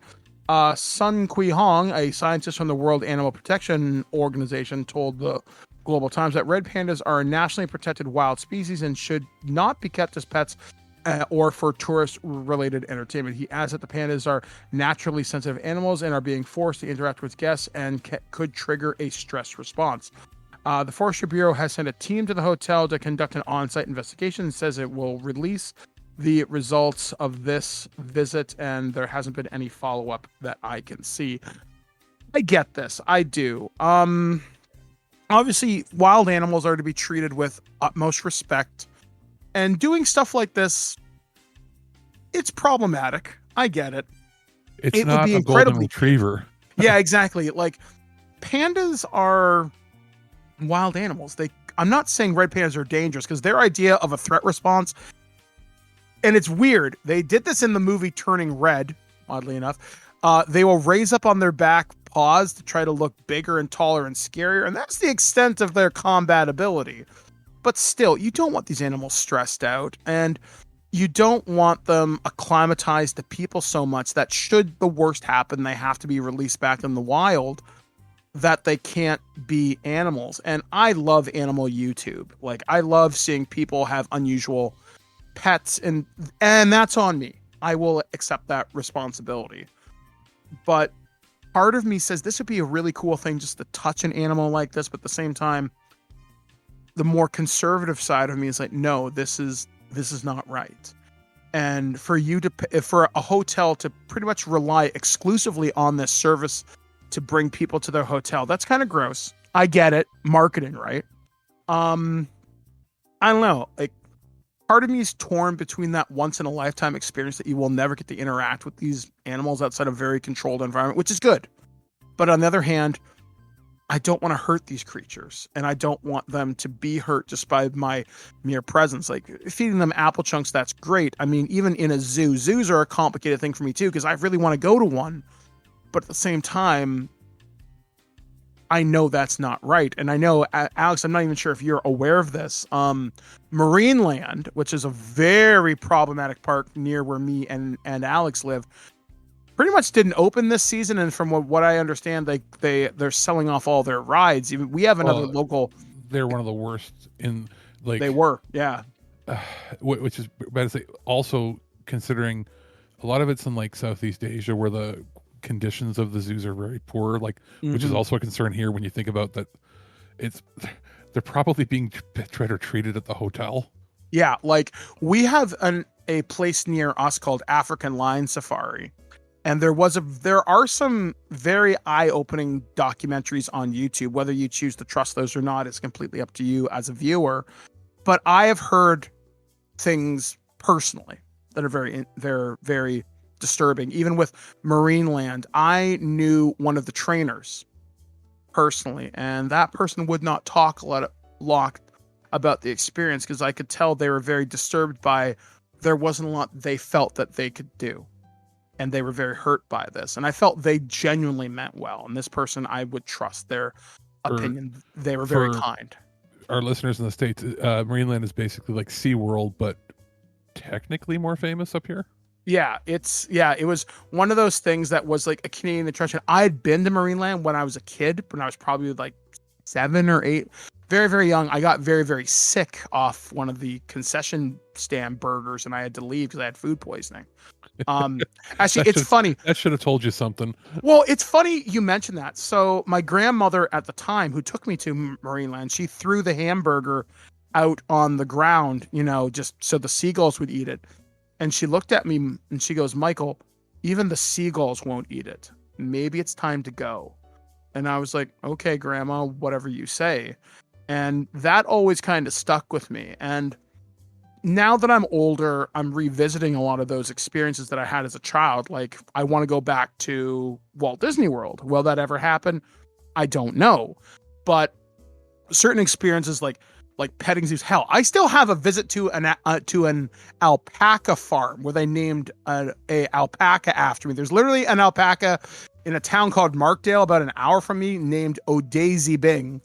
And I haven't been to visit this animal, but I know this place is very well cared for. Whereas this red panda experience, we don't know. And again, an alpaca is a little bit different from a fucking panda. So I get it, but I don't know. I hope something is done. I hope these pandas, if they can go back to a zoo where they're safe. Sending the alpacas into your bedroom to wake you up. Yeah, exactly. Like, I remember I got spit on by one of these alpacas. I'm like, "You son of a bitch." I went to a haunted punch hayride. It out like Conan with the camel? Did not punch the alpaca. But I remember visiting this haunted hayride, and I had alpacas there. This was when I was in college, and I thought it was very weird. But I also don't know how they treated their animals, but anyway, yeah, it's very strange. So hopefully, like I said, the animal rights people and everybody involved gets the animals the care that they need. If you've had this experience, great for you. I don't believe you meant any harm, but this does need to stop. So we're going to move on to our next story this week, and this one is kind of hilarious. This one comes courtesy of Running Magazine.ca. American hurdler's junk falls out mid-race and still runs the season's best. Going, quote, this is a story I found. And I saw it too, but independently, and I was going to put it there, and I went, oh, he's on it. So, quote, going balls out isn't meant to be taken literally, but that might be news to American hurdler Chris Robinson at Tuesday's Ostrava Golden Spike meeting in the Czech Republic. A sprinter suffered a massive wardrobe malfunction while running the 400-meter hurdles, resulting in a very clear shot of his junk falling clean out of his splint shorts. Despite reaching down to adjust himself as he came down in the final stretch, Robinson was still first across the finish line, clocking a season's best of 48.05 seconds. After leaning at the line and losing his balance, 24-year-old athlete somersaulted, giving yet another explicit angle to viewers. There is video of this, which I have not yet seen. I have. That's what I saw first. Oh boy. Congratulations to Chris Robinson for battling a problem that does emerge occasionally, the commentator said. Perhaps in a race once every race or 2 or 3 years, you see scenes of this from men and women where various parts of their equipment failure can make it very, very, very awkward. But this was a running effort to stay out front with all that going on. The bigger the thing, the bigger the malfunction. I'll say that. Yeah, which I did see something about this a while ago, but I'll get to that. So Matheus Lima of Brazil earned a second place finish in 48.11, while Vit Mueller of the Czech Republic ran 48.41 for third. Following the race, Robinson laid on the track, grinning, clearly unaffected by the incident. The run was just a tenth of a second of his personal best of 47.95. And then the question is asked, should split shorts be banned?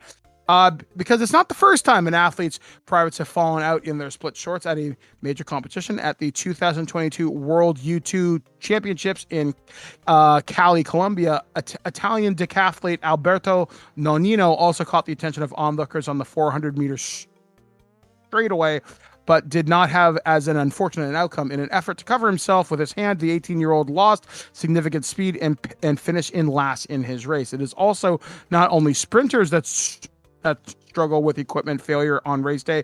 In 2017, Slovakian marathon Josef Uban set a major personal best of 2.2158 at the Kossis Peace Marathon, despite his shorts completely failing him as he raced to the finish line.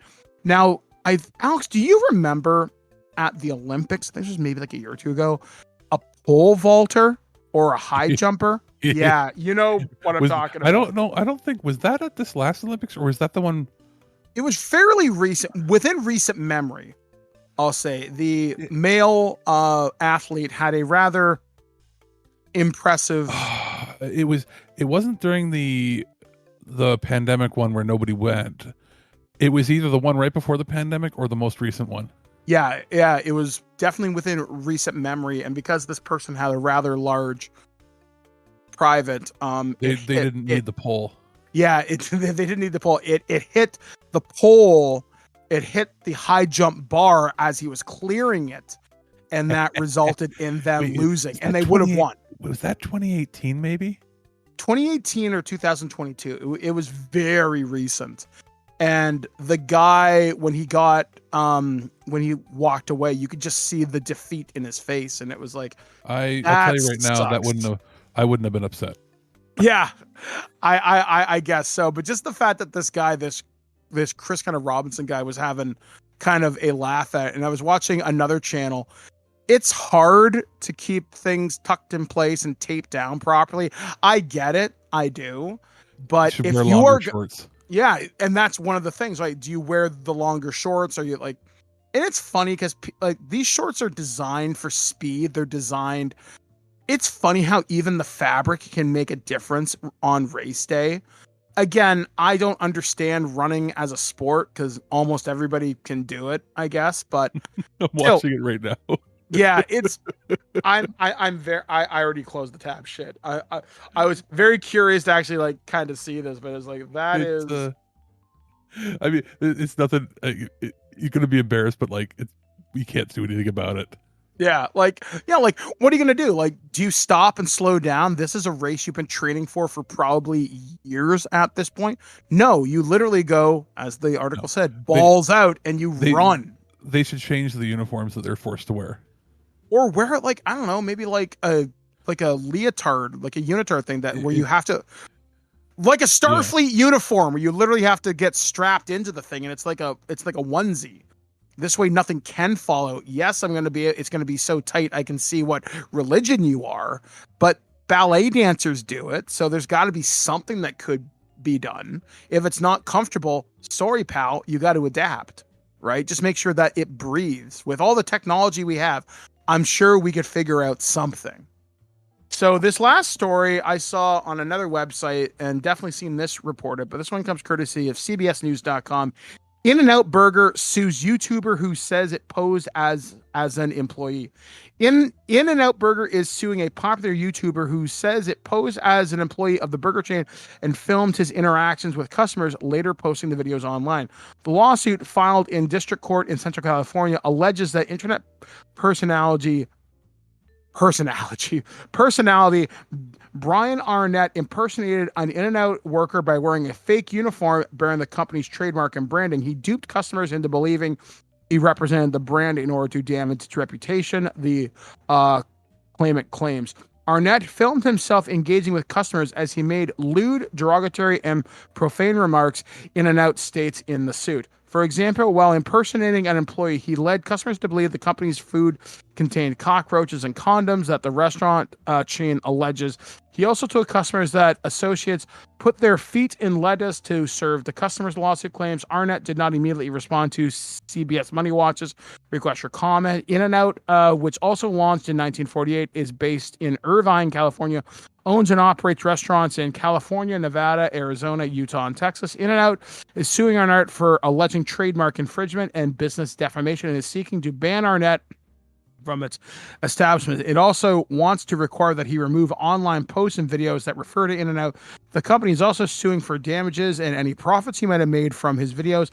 The prank videos have since been removed from Arnett's public YouTube channel and are no longer viewable online. Arnett has roughly 334,000 YouTube subscribers and shares videos online in a variety of topics. In one video, for example, he tested Planet Fitness's policy that lets premium members work out as long as they want by spending 24 hours at the gym. And yeah, that seems to be the story. I dislike prank YouTubers. I don't mind when it's such lazy stuff. Yeah, like I don't mind if you like, for example, there's a guy that I like. His name is Sir Yacht, and he doesn't do prank videos, but he's like, I'm gonna spend 24 hours at this Buc-ee's, and he'll set comments like, I have to eat here every hour. I can use the bathroom, but I can't be inside the store. I have to walk around the property. I can't be a nuisance. I can't be asked to leave. I have to follow a certain respectful guidelines, or I'm going to spend 24 hours at eating nothing but McDonald's for 24 hours. And again, there's rules and requirements. Some restaurants close. You have to drive to a new one, right? Just don't be a pest. But yeah, stuff like this, like, if you're putting on a fake uniform, like one of the things I saw on this is he walked up to a couple and asked them for, would you like to watch me do things to your wife, for example? And the guy's like, no, thank you. He's like, are you sure? It's a service we offer. And he's like, yeah, I'm good. Like, how could you realize In-N-Out is not going to come after you? From what I understand, they are very litigious. They will destroy you, and they're weird. They are very weird from what I've read. So don't piss these guys off. Like the second you put on a fake uniform, you were asking to get sued. You were watching the clock count down till lawyers came to your door. Yep. Like you're right. It's lazy content. It's not interactive. And for 334,000 subs, that's not even worth it. there's that guy, doing the confrontational stuff, prank stuff, or saying things just to, make people uncomfortable. What was it? I forget his name, but he was Sam shot. Pepper? The guy that was shot in the mall. Yep. Because he kept getting in the guy's face, and it's like, it's your fault. Yeah. Like, there is one YouTuber, I don't know how I feel about his content, but it's interesting. I can't remember his channel, but I remember the concept of it. Is people will send in complaints to him, like, you have to prove you work at such and such a business. He's like, this is an example, completely fictional, setting that guideline out now. So let's say, Alex, for example, I worked at Starbucks, right? And I have a boss, let's call him Tim. Tim is a very nasty boss. He says mean things. He's a jerk. He forces me specifically. I know that I'm targeted and I can prove it. So I'd email this channel, say, hi, Mr. So-and-so. My name is so-and-so. Tim, my boss, I am accusing him of doing these things. Here's my evidence. Here are my receipts. Would you confront this person for me? So this person would then go to said business, introduce themselves and say, hi, my name is so-and-so. I think he has like a real company that does this where the rub is they will confront bosses for you, but it sounds very official, but it's meant to be a complaint service. Basically, it's like their version of a singing telegram, I guess, would be a good way to. You also describe run the risk of like entrapment and stuff, and yeah, depending on the state you're in, if you can record them or not. Yeah, so I think this guy only does it in certain states, but he says, just so you know, sir, this is for my protection and your protection.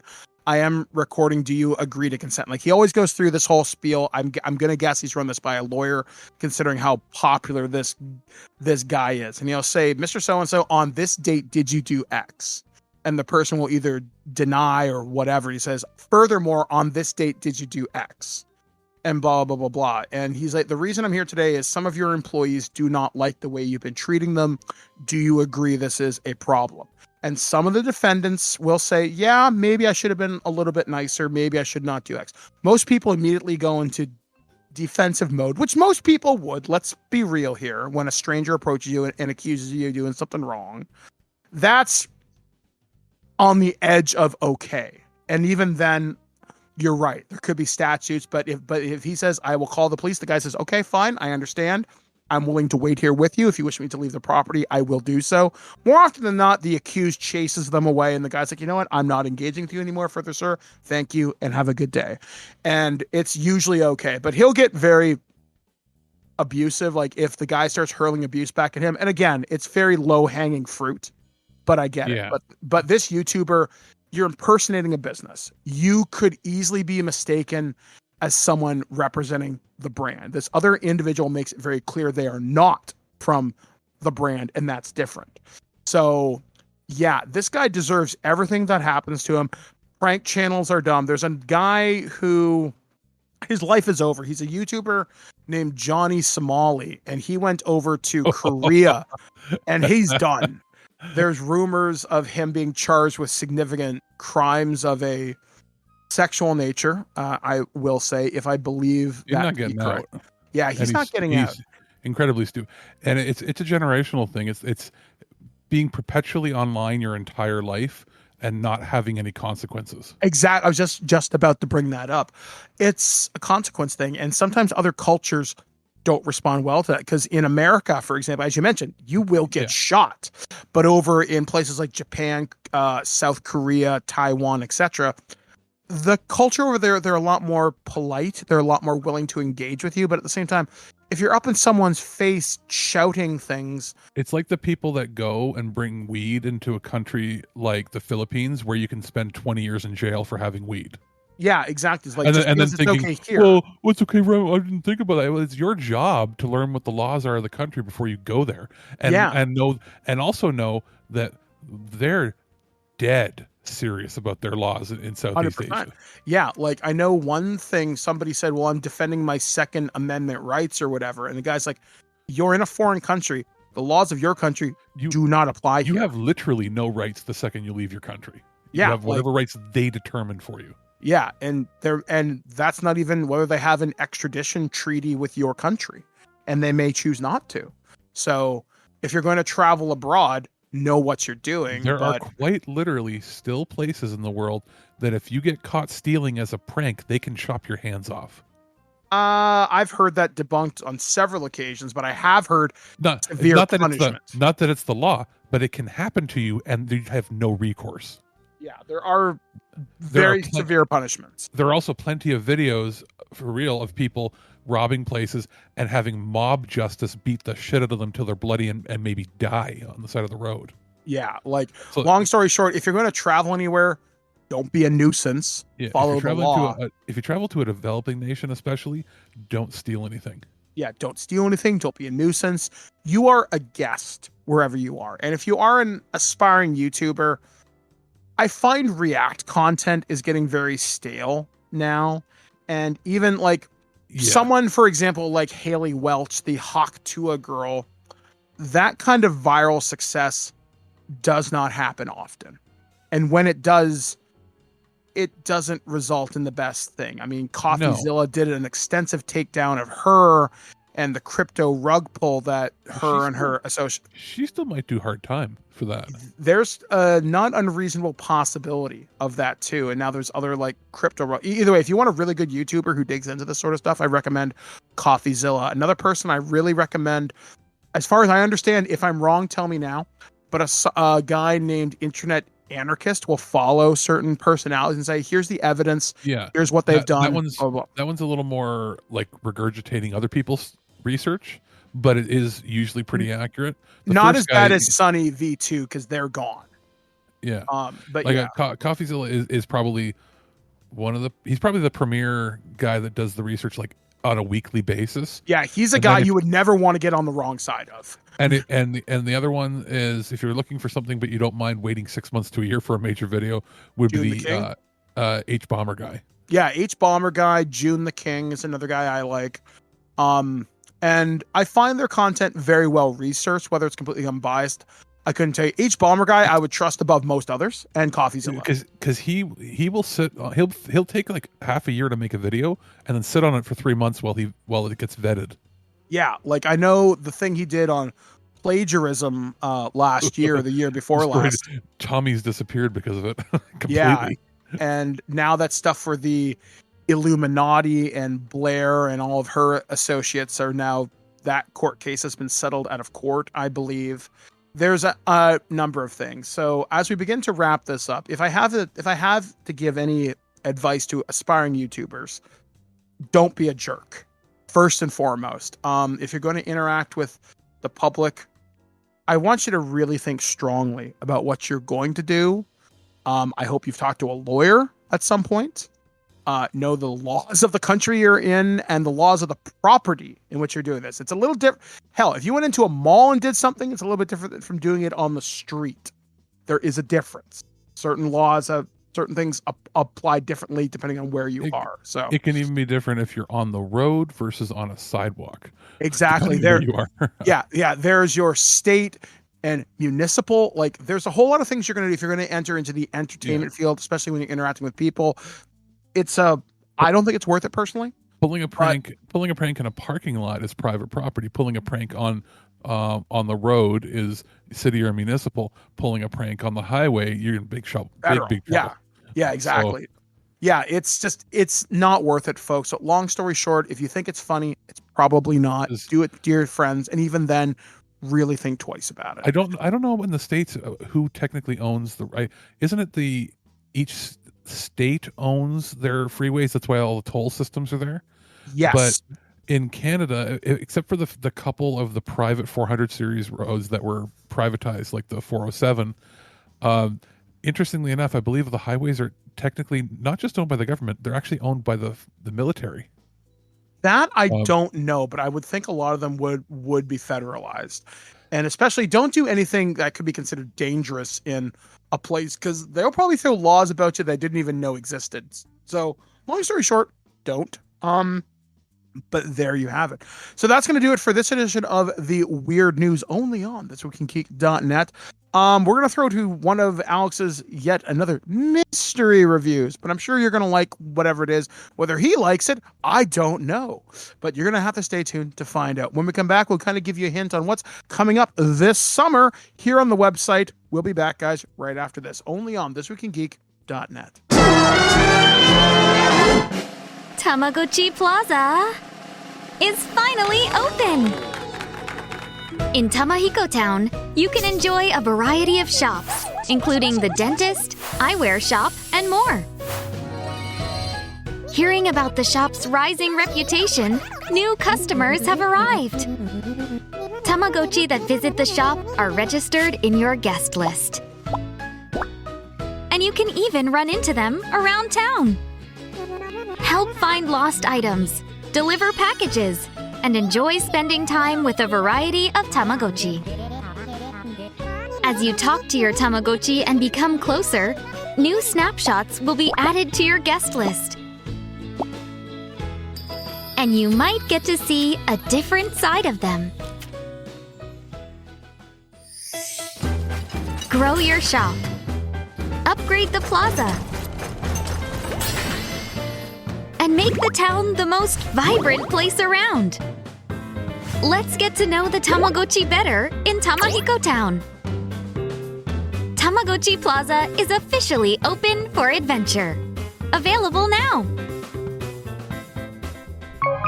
Alex, the producer here, and our friends over at Bandai Namco sent a review copy of Tamagotchi Plaza for the Nintendo Switch 2 and Nintendo Switch for review. This is interesting.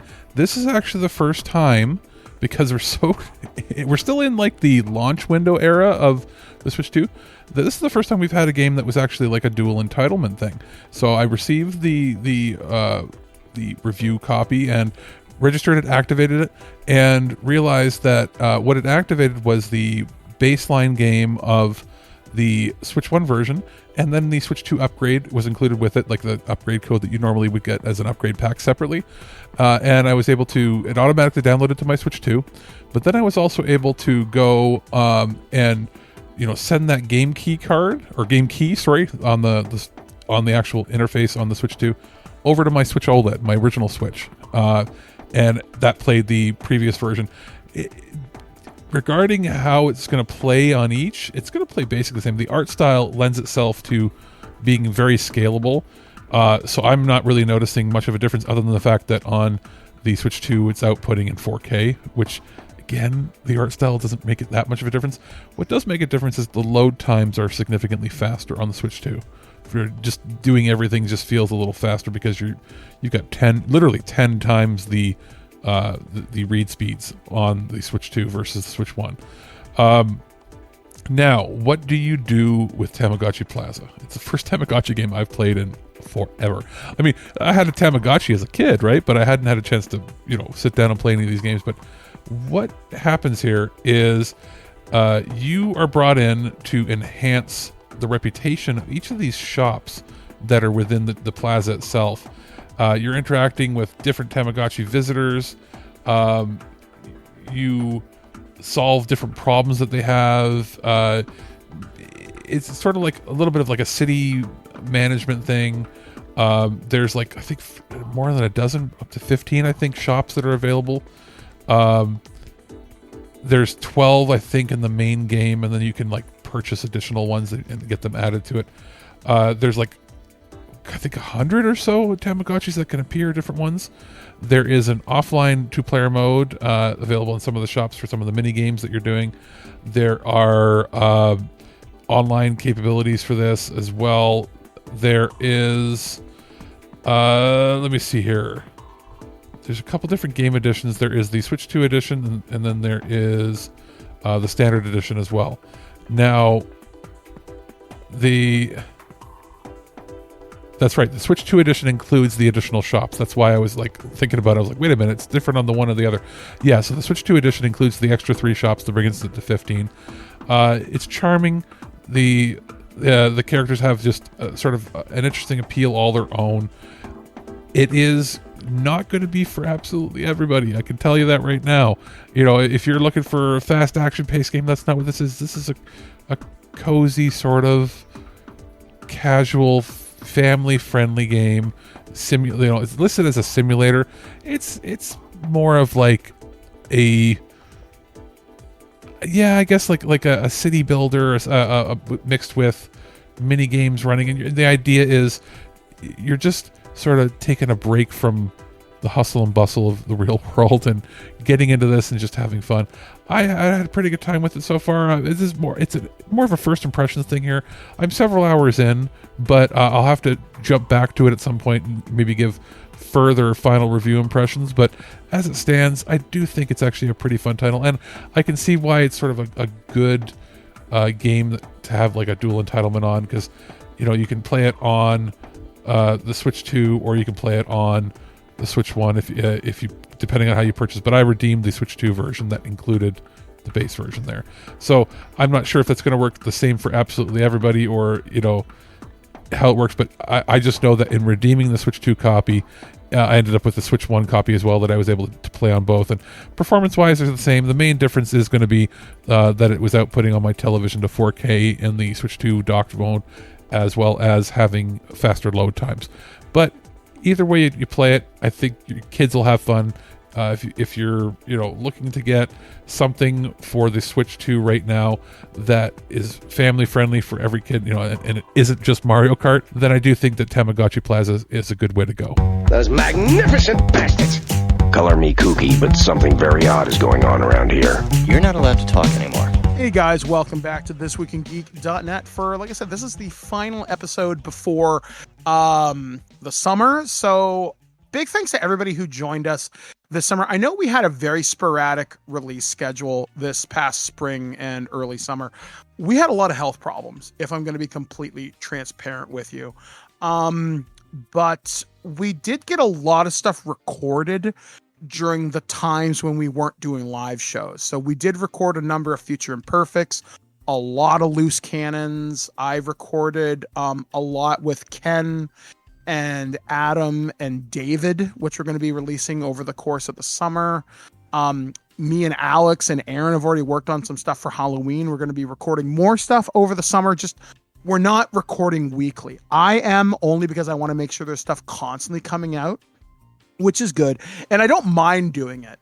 But yeah, like I said, I do apologize for sporadic stuff, but Alex really held down the fort, making sure there were always turd or treasures, which is really nice. Keeps all of our partners happy, because with the changes in how some companies do business, we're not getting as much review product from certain companies, and some companies just don't have operations in Canada anymore, such as it is when things changed over into 2025. So we're always expanding partnerships too. The Trump taxes have changed a lot of how businesses are even considering doing marketing. Yeah, like I got nailed with quite a import tax to cover the Magic Final Fantasy set, and that was nobody's fault. And when I talked on a couple things, it's not their fault. It's just the way it is. Canada Post's fault. It's just that's what it is right now. Yeah, and even when I've talked to some of my PR reps, I'm like, "Hey, man, I know it's not your fault, but thank you." And he's like, "Yeah, don't worry, we'll make sure this isn't a problem kind of going forward." So yeah, so that's just kind of changed. That's just kind of the way it is. But we have made some interesting new partnerships. We're going to be reviewing some cool stuff. I may have a really neat back to school guide coming together in August. I've got some contacts from some interesting companies, so we'll see what happens as that proceeds over the summer. I'm also working a lot on some RPG stuff. I know I've been working a little bit more on my Patreon, which is completely free. If you want to support me, it would be great, but I don't expect it. I'm actually playing Star Trek Captain's Log this summer, and that's sort of as a writing exercise and a reward to myself to play something that is literally just for you. Enjoy Star Trek. I know right now I'm going through the entirety of Prodigy. I'm rewatching Lower Decks, and I'm going to try going through Discovery again, start to finish, see what I think, see if I can find something that maybe I didn't see the first time round. I'm not optimistic about it, but I've always said if I'm going to dislike something, I'm going to understand why. I'm also watching a lot of movies. You guys have been noticing my letterbox has been kind of blowing up, me watching stuff for the show or just stuff that I've never seen before. I know one of the things that we're recording this summer is we're recording a lot of Disney stuff on Loose Cannon for movies I've never seen before. The one thing we just recorded, I don't know when Alex is going to release it, but we watched Atlantis, The Lost Kingdom, and Treasure Planet. And those may be two of the best Disney movies I've ever seen. I had a fucking blast with those. As for video games, Alex said, take the summer as always, play your back catalog. And because I've always wanted to go through Persona 4 again. Like I played it on the PSP way back when it came out. I don't remember fucking anything about it. And this year at, I guess it was at the Xbox showcase, we saw there's a new version coming out, so that's going to be fucking remake great. Done in the same style as Persona 3 Reload.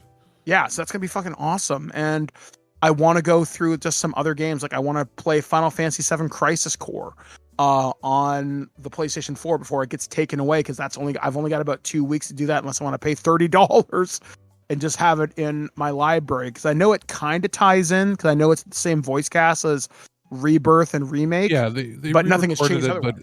Nothing has changed. It's a product of its time, but it is interesting. Yeah, like I've played about the first 2 hours and I think it's cool. It's fun. And I really, since I got my Red 13 tattoo this year and really got into the Magic stuff, I really like Final Fantasy. So I'm even considering going through Final Fantasy 14 or 15 or the one where they're in the car and they're all really pretty. 15. 15. I'm really thinking about going through that because it looks interesting. 15 was infuriating to me when it came out, and then after I beat it, I was like, wait a minute. I think this might have one of the best stories of the whole thing, even though it's not told the way I would have wanted it to be told. Yeah, exactly. So I'm thinking, you know what? Maybe this will be my summer of role play, and I'll actually have a lot of fun with it. I might be working this summer. I've applied for a job as, get this, a podcast camp counselor. So I literally, when I applied to the job, I'm like, look, you're not going to find anybody more qualified than me. And they're like, what do you mean? And I literally pulled some of the stats that Alex did for us like a year ago. Like, we have 10,000 hours of audio, Mike. I'm thinking, wow, that's a lot. In 17 years, this TWIG can drive now. And technically there are episodes that are lost. That are lost, but active if you go through Spreaker or through our website. Because, iTunes and other platforms, sometimes they limit how many episodes that they can have in the feed. But on the actual, on our website and on Spreaker, we have 1,355 episodes live. Yeah, that's nutty. So I'm looking forward to just having some time. Hopefully I'll get this gig, pay off my credit card, and just have fun. So I guess, Alex, as they say in I'm trying to think. I lost the metaphor I was going for, but what are your plans for your summer vacation? You asking me? Yeah. What are you going to do? What is your plans? Well, I'm going to be, hopefully I'm going to be playing the new Donkey Kong when that comes out, but I plan to see a few movies. And I want to get back end stuff done. I want to get prepped for a fall release of a new version of our website, because it's been 5 years and it doesn't feel like it, but it's been 5 years. So it's time to do an update to make it a little more responsive, a little more involved, a little more interactive maybe, as well as it's time to get new podcast art done. It's time to get, I want to do, now that I've got a good setup and we've got the Switch and that, I want to do streaming. I want to really start doing that on maybe Twitch, maybe YouTube, probably YouTube because it'll be easier. But that's the goal, is I want to, bring us into sort of a new era, new marketing. I know, for example, when it comes to us doing new podcast graphics, through some of my experiences and my social media gigs around here in town, I have access to software that I can now design our own graphics. And I think I've gotten pretty good at it. So maybe you and I will work together. We'll collaborate. We'll redo some graphic things. If not, we can always call upon our good old friend Jen to give us a hand. I'm not volunteering them, but But yeah, there's going to be a lot of nice changes. I'm looking forward to coming back into the fall refreshed. Like I said, I am still recording this summer, like, 'cause I really want to do that Lord of the Rings thing that I teased. I've already done half of the research for it, so I want to come back at it and just have some fun. And I think that's what this summer's going to be, is fun for a change. Exactly. Fun, relaxed as best we can. And then also we've got, like I said, plenty of stuff coming. We'll have a Turtle Treasure this week with a bunch of reviews of stuff that just didn't make it into the regular show and won't make it into the next week's show because we don't have one. Yeah. I am.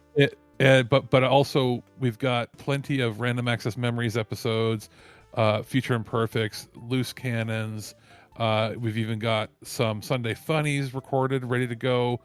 And on top of that, there's always the Earth versus Soup. So I'm going to be, right now, as of this week, we have Night of the Big Heat from 1967 ready to go. That'll be out.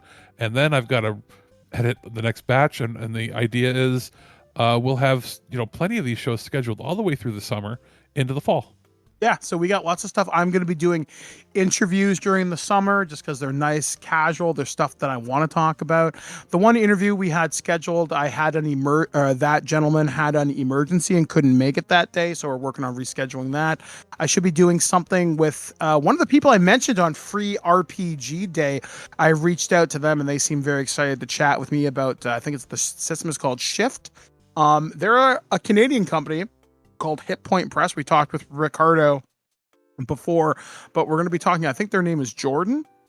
So I'm going to be recording that on Friday, and that interview should be released within like a week or so, if not sooner. So me and Alex are still working in the background. We're just having our sunglasses on with funny hats and drinks with little umbrellas in them. We're going to be having fun.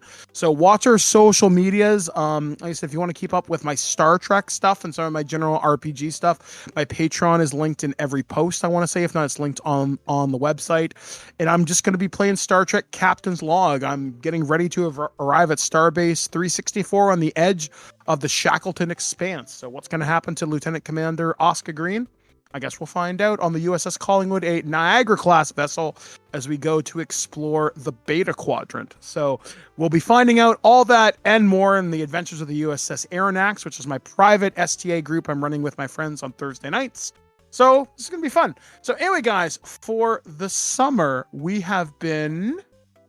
Alex, the producer. I've been Mike, the Birdman, saying stay safe, stay hydrated. For the love of all that is holy, put on sunscreen. You don't want a sunburn. And if you ever see my hands, you'll see what happens when you don't get a proper tan. I'll show you at the end of the summer. Trust me, you'll laugh. Anyway, I've been Mike the Birdman saying be excellent to each other. Stay safe out there, guys. We'll catch you again in the fall, right here on thisweekingeek.net.